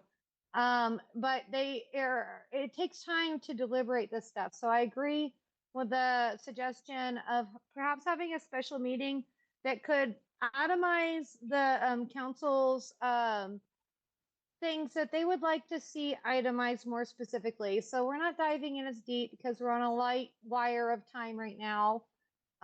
We could just dive into the ones that are most crucial and most important that we want to see be distributed in a way that we can understand where the funds are going and coming from. And I don't think that's a bad request whatsoever. It's what's been requested for many years now.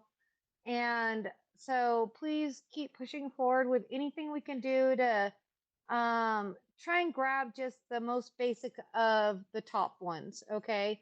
We are too short on time to dive into everything. So let's just focus on priorities where, yes, let's just focus on the priorities for now for this next budget review. And let's figure out which ones those are. Thank you. Great, thank you very much. Last call for public comment before we bring it back to council for further discussion. Seeing none, we'll bring it back to council. Does anyone wish to discuss So more? I want to propose that we set up a work session Okay, where we all get really well acquainted with the budget, and then we work from there. Okay, what does that look like, Mandy?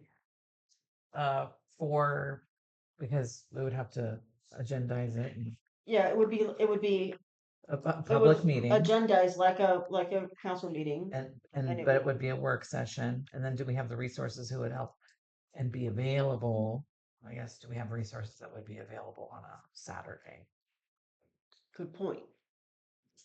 You'll need, Scott will need to be available and Danny. I don't know if either of them will be available on a Saturday. I can ask them. could they get us the information and then we could, I mean, we can pull Do it together, ourselves. like I said, our budget's not complicated. It's minimal numbers of funds. And so I think giving an overview of those funds is a good starting point. So you at least understand what it is, where the money's come from.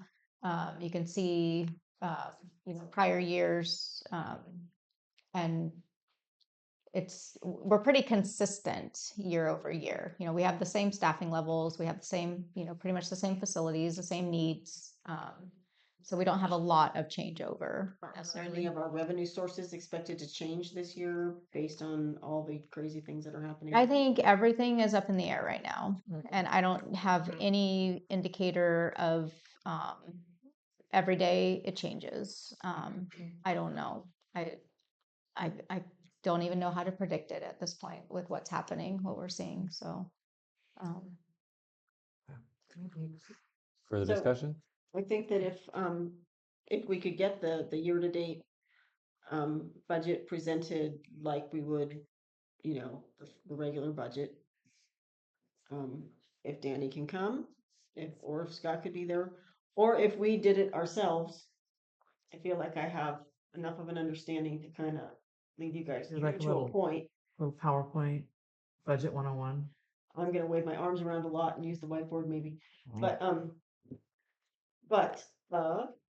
I think we could kind of get through it that way, and then at least have a list of questions Okay, that we can bring forward to staff. sounds good. Do you want to propose a date or anything like that? I'm open. Can we do a to be determined on that and have staff reach out and let us know what it is, or what's the best option? Well, for we them? could do, we don't have much time, right? So right now, the 26th is a Saturday, sorry. This Saturday. May 3rd is the following Saturday. And that would be the last Saturday, no, or the 10th. And then we would be having a meeting on the 13th. And another one on the 27th. So you're proposing May 3rd. One of the next two Saturdays. We need to give staff enough time to produce something, so I don't know how long it's gonna take. Mandy, how long would it take to put something like that together? I mean, it doesn't have to be professional, but just like the numbers or whatever. Yeah, and Danny isn't back until Friday. So, I mean, I don't think it'll take them long. We have everything in our system. It's just putting it together in a manner that's, palatable for council. So that's where, Scott usually comes in and extrapolates the information. But I think Danny can work on it. We probably need like a week. So May 3rd then. Does that sound reasonable? Let's shoot for May 3rd at this point, if everyone's okay with that. And the staff Yes. okay with that? We'll work towards it and get you as much as we can. Okay. And do we need to do a 72-hour notice for that, correct? Or no? No, special meeting 24? That's gonna be a workshop? Mhm. Okay. And is it clear what council's asking you to provide? I think so, but I'm not always. Let's see. So you want an overview of the major funds? Just build it like you normally would build a budget.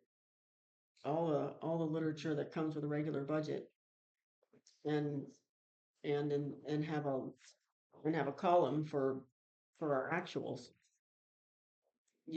For year-to-date actuals. So we would have last year's budget number. I don't even remember. We usually have 3 columns. We usually have last year, we usually have our projected actual, and we have next year. So we would have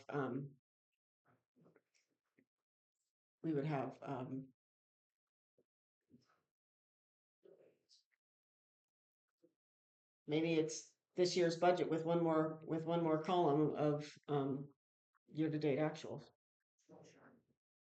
Yeah, we'll pull the information together for you. Great. Moving on to the next item, bike and skate park financial report discussion. Do we want to punt this to the next meeting? No, Power. if the council wants to fund it, you can make a motion, but I think whoever requested it can decide. why not? Yeah.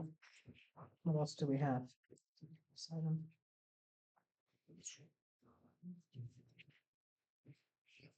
Council member, sorry, what the heck is going on here?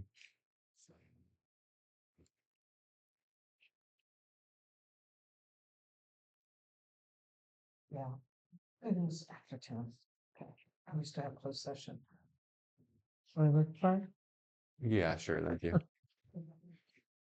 The council has requested a project report on the development of the Blue Lake Skate and Bike Park, including revenue and expenditures to date, percentage of completion, estimated completion date, and city staff and resource expenditures. Project presentation, city manager, do you want to weigh in on it? So we pulled together information on the bike park. You have a resolution that was passed by council when we applied for the Clean California funding that authorized and supported the development of the bike park. I also have resolution number 5-2021 from the Planning Commission designating the bike park. And then there's just kind of a PowerPoint talking about, this is something that we presented multiple times, our Trains, Timber, and Trails presentation about how Blue Lake is a transition, economy in transition, moving from the days of timber over to recreation, and just kind of how we've been doing that through a lot of master planning and work to identify our place in kind of the recreation economy of our local area and the larger region. And then there's a slide in there about the bike park, where we're at, our fundraising, the grants, our volunteers, our next steps, work remaining, city expenditures, and then just how the bike park lays out in the master plan. And then you have a revenue and expenditure report, and then you have copies of our Blue Lake Bike and Skate Park fundraising program, sponsorships, and yeah, that's about all I got. Great. Any comments from council? I had some questions on the ledger. I didn't see, I noticed that there's a temporary chain link fence around the park. Is that donated? Who donated that? B&B Portable Toilets. They also Nice. have a fencing company. They've donated a substantial amount of resources to the bike park. And then, what about staff hours? So we really haven't had a lot of staff hours except for kind of our general recreation programming. So Emily, it's part of recreation development. She's already budgeted to work on these types of projects and to move these types of projects forward. Most of my time has been volunteer time. But most of the work has been done with volunteer crews. So we've been doing a lot of just kind of like higher level oversight, thinking of ways to fundraise, to bring in resources to market the project, but not a lot of, dedicated staff hours necessarily. But when the staff do work on it, are there hours coded that it can be attributed specifically to Not that project? specifically to the bike park necessarily. If there's a specific project, we'll give it a project code. This has a project code, but if this is general recreation development. So their time is already budgeted to, like I said, to develop programs and activities and facilities and stuff. So thank you. So full disclosure, I'm not trying to get the bike park. I'm not trying to inhibit it in any way, shape, or form, but Resolution 1217 was conditional on obtaining the California grant.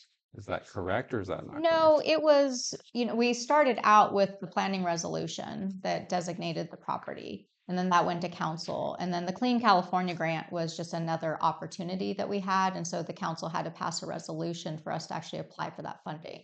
But we had already started work on the bike park before we applied for the Clean California grant. It was just an opportunity that came forward as a potential funding source. But who made the choice to do the park? The council. But Went to the planning commission, then the council. But wasn't it contingent on receiving the grant? No. It had already been designated for a bike park, and staff was directed through that to look for resources to develop a park. And one of them, the opportunity came up for the Clean California grant. We actually got contacted by Caltrans saying, hey, if you have a project, you guys should try and submit something for this. And so we scrambled and pulled it together. We ended up not getting the funding, but it was just another opportunity to look for funding. But I don't think the council authorized development of. Yes, absolutely, they did. But in some other resolution, because this really didn't. Yeah, we went through the whole process of designating it through the planning commission, and then the city council approved it, and then this, like I said, the resolution for the bike park, I was just showing you the support that the council had for the project. We had already started building the bike park before we applied for the Clean California grant. I recall that there was some dirt and stuff out there, but I don't. Yeah, we had gotten a PG&E grant for $5,000 to buy materials. So we had already started the process. I think it would be helpful if you could, for things like this, if you could show us the I don't know, the agenda item back when the council took the recommendation from the planning commission and said, yeah, go, that way it just kind of gives us a clean trail that we can follow and track. Okay. And just to confirm, we have not received the California grant? No, we did not receive it. And is it like is there another opportunity to, or how are we going to make up Not for for Clean California. That was kind of a one-time funding source. So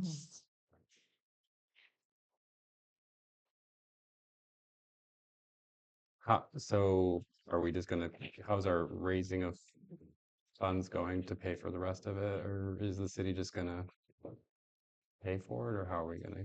No, our plan right now is, we're gonna be pulling off, all the tarps and starting our volunteer work crews. Our CMBA is doing fundraising, Humboldt Skate Collective is doing fundraising. We have some fundraisers, that we're working on together. This has really been an unfunded project. The city donated the land to the project, and we've been leveraging grants and volunteer hours and donations and resources to build this the whole time. I mean, we're far into this project. I honestly can't believe how much has been accomplished just with volunteers and fundraising without the city putting in, substantial amount of cash. The park it's big. I mean, they did so much paving. It's really well developed. So I think, we're on a clear path to get it completed. Are we getting a lot of sponsors through your sponsorship? Yeah, campaign? we brought in almost $50,000 in sponsorships. Yeah. And was there then donations above that? I mean, these donations. We've had a lot of donated material, time, equipment. People have brought their tractors down. People, whatever they could bring to the project they have. Are those donations? No, those are more like in-kind donations, but that's just cash. Are you keeping a record of the in-kind donations? To an extent, a lot of it is being captured by the different groups. RCMBA captures a lot of that through their volunteer hour program. So they have a program where their members put so many volunteer hours and resources towards the development of trails and parks and things. And so it's, they capture a lot of that there. I see RCMBA has made several donations, but you guys are doing a fundraiser for the city of Blue Lake. For the bike park. How does that work? So RCMBA, they have some of their own events. They just did a film festival that raised a bunch of money. They did the Annie and Mary beer booth last year that raised a lot of money. They have some of their own sponsorships, and so then they make a donation to the bike park on behalf of RCMBA to the city. Same with Humboldt Skate Collective. They've done the same thing, fundraising, sponsorships, and then they make that donation to the park. Thank you. Who's Humboldt Skate Collective? Are they in Eureka or Arcata? Should have numbers all over. They're all over.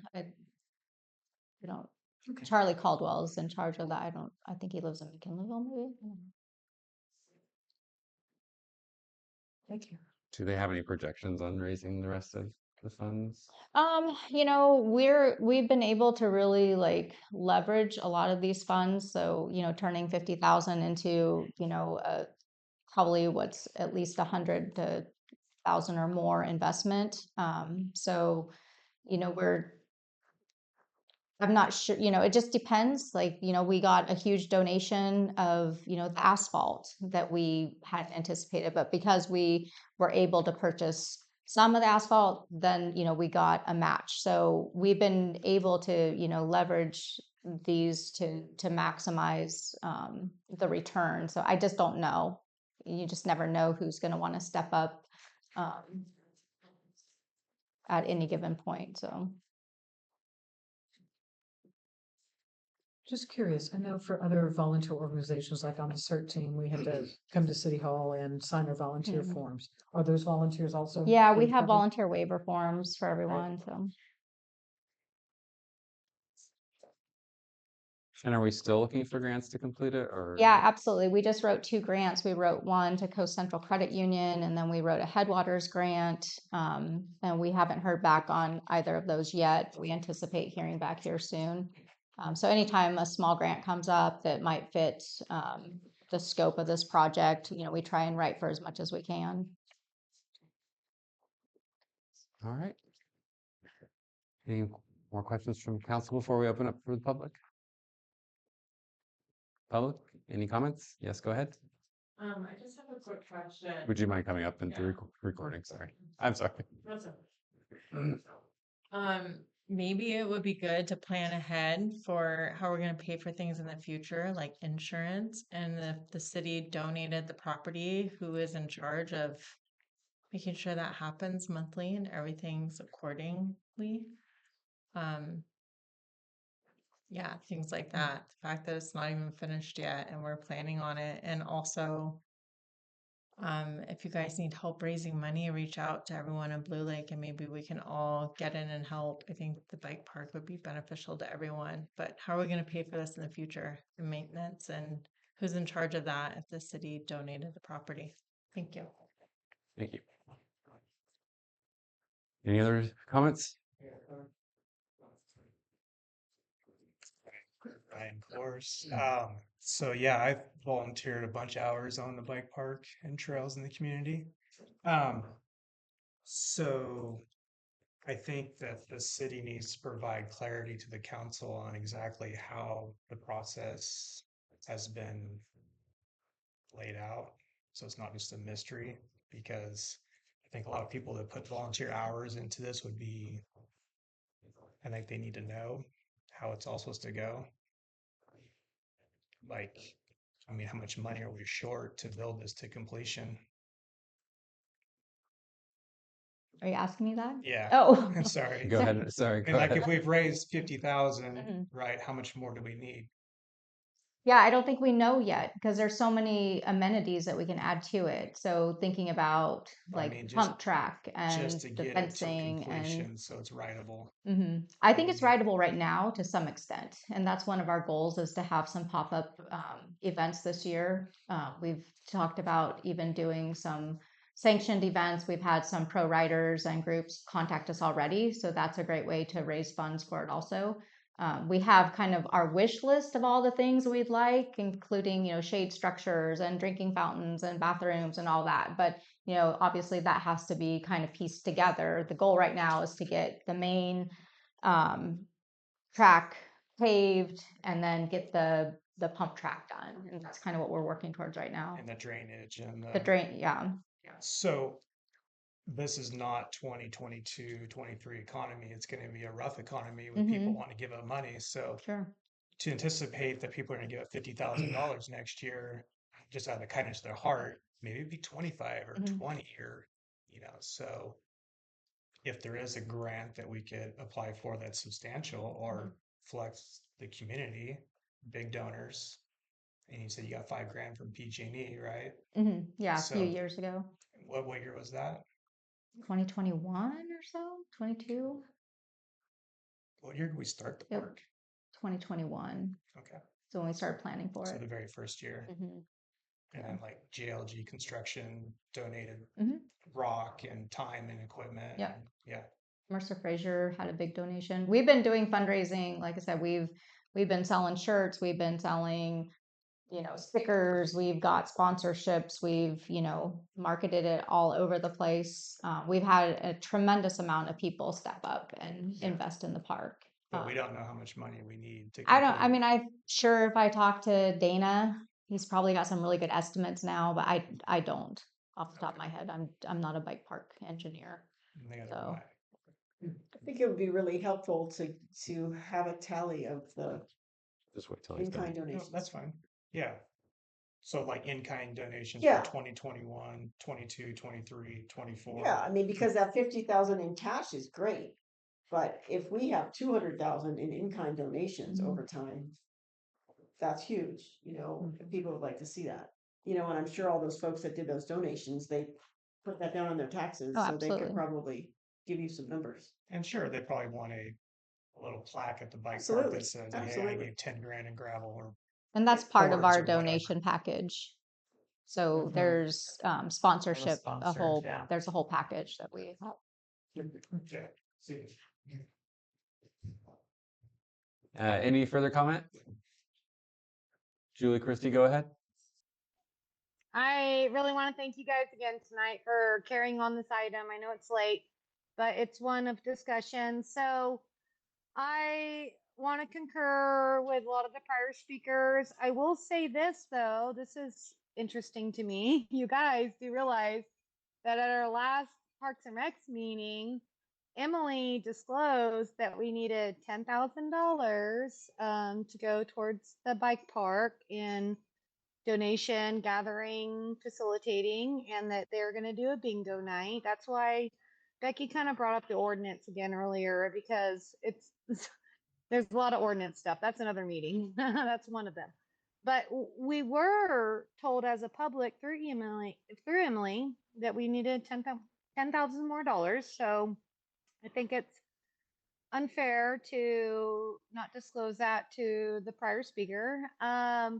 The public has been amazing with putting forth their time and donations towards this facility. I support it. My kid bikes to school every day that he can. He loves his bike. He's looking forward to this. I did disclose my concerns to Public Works employee for the fact of we never really had an environmental study on this. We never went through CEQA.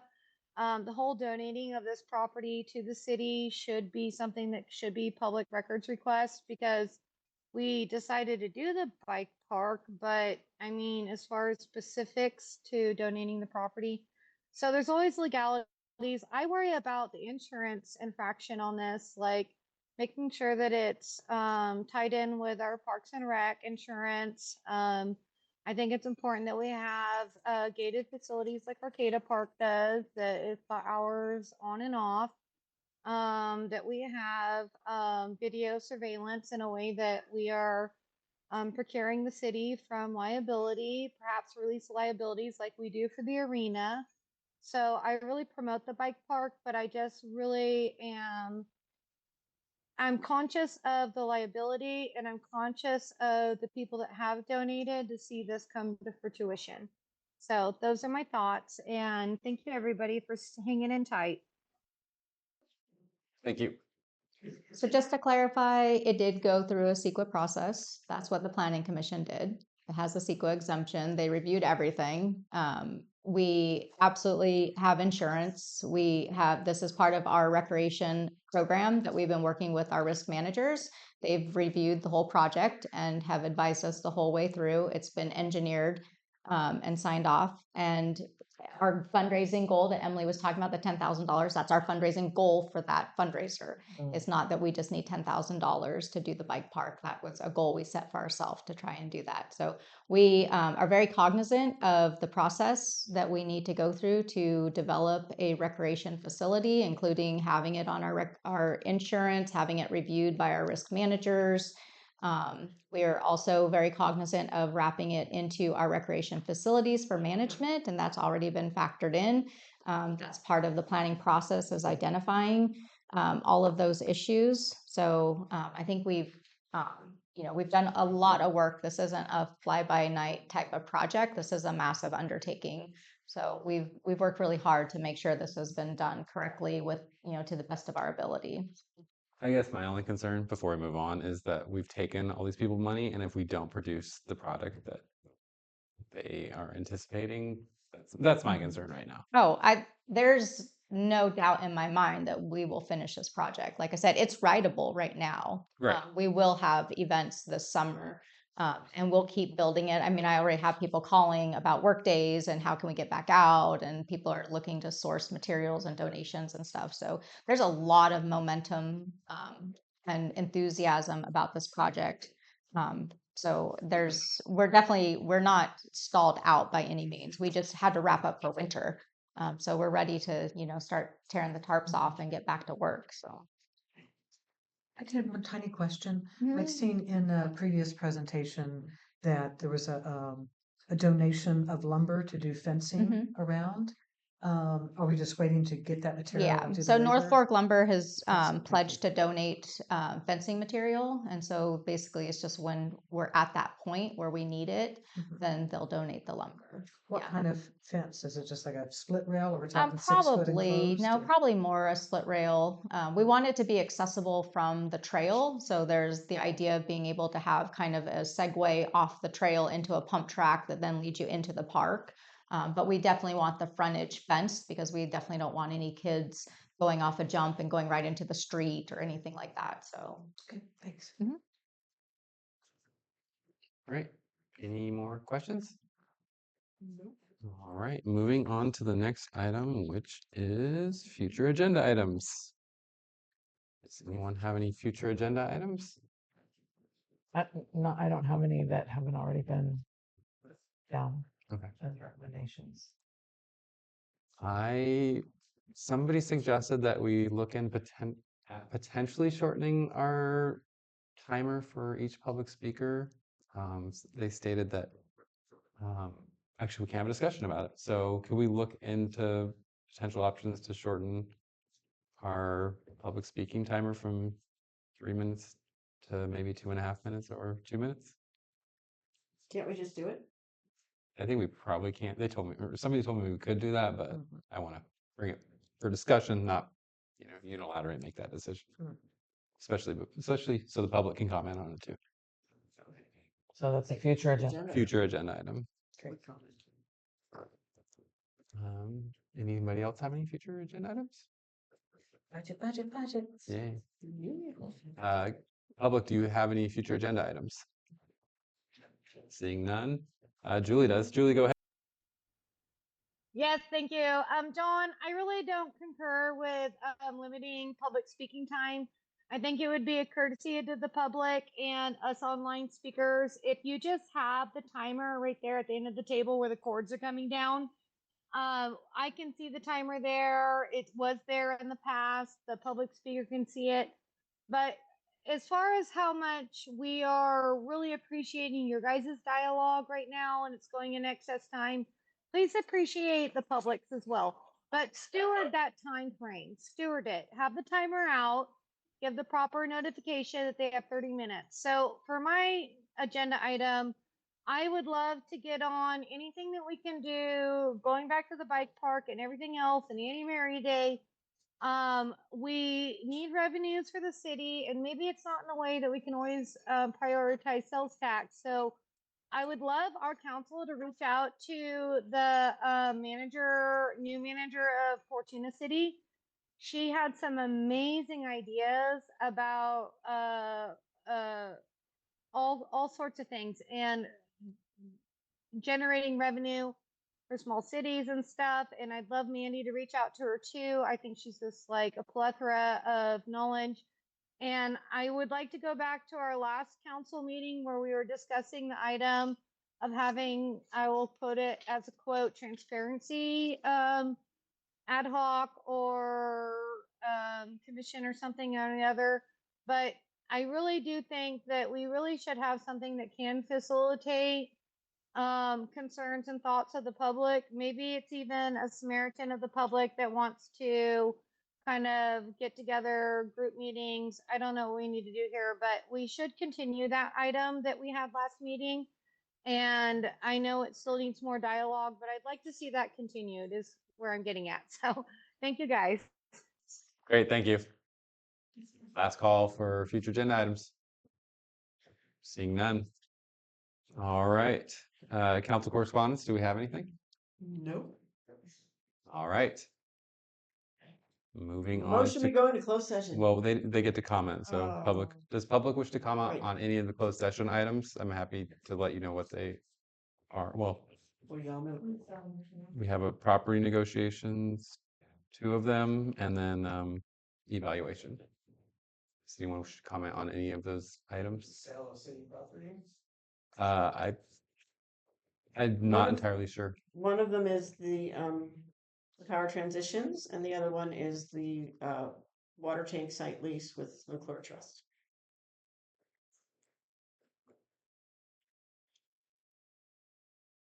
So my comment on the sale of the power plant property is how long has the city owned it?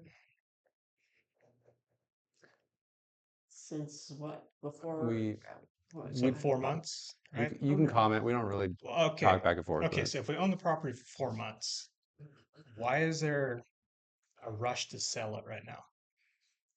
If we sell city property like that asset we have down there, they don't make that type of, you don't have that access, right? If you sell it to someone else, we're going to lose all control over the property in the future. You could lease it to somebody, but we still own it, so that in the future, if we decide to sell it 20 years from now, 50 years from now, we can decide that. But right now, I don't know why there's such a rush to sell it when we've had it for 4 months. Just take some time and look at other avenues that we could do down there. You say you guys need revenue. I mean, you could put a solar array down there. You could put our own battery storage system that we own. So there's other options to think outside the box. I don't think we need to sell it right now. That's my opinion. So take it, leave it, whatever. great. Just Thank think you. about it. Thank you. Any other comment before I go up to Zoom for closed session? Julie? Thank you, guys. I'd like to comment on the power transition item. I think it would give the public a lot of comfort knowing that you guys are within the process of only negotiating what your terms are. Like, I think it's important that we have a cleanup evaluation done. This entity is willing to facilitate what it would cost to do that. We're almost taking advantage of them in a way at the situation and our negotiation rights that we can have the CEQA process and everything done. Correct me if I'm wrong.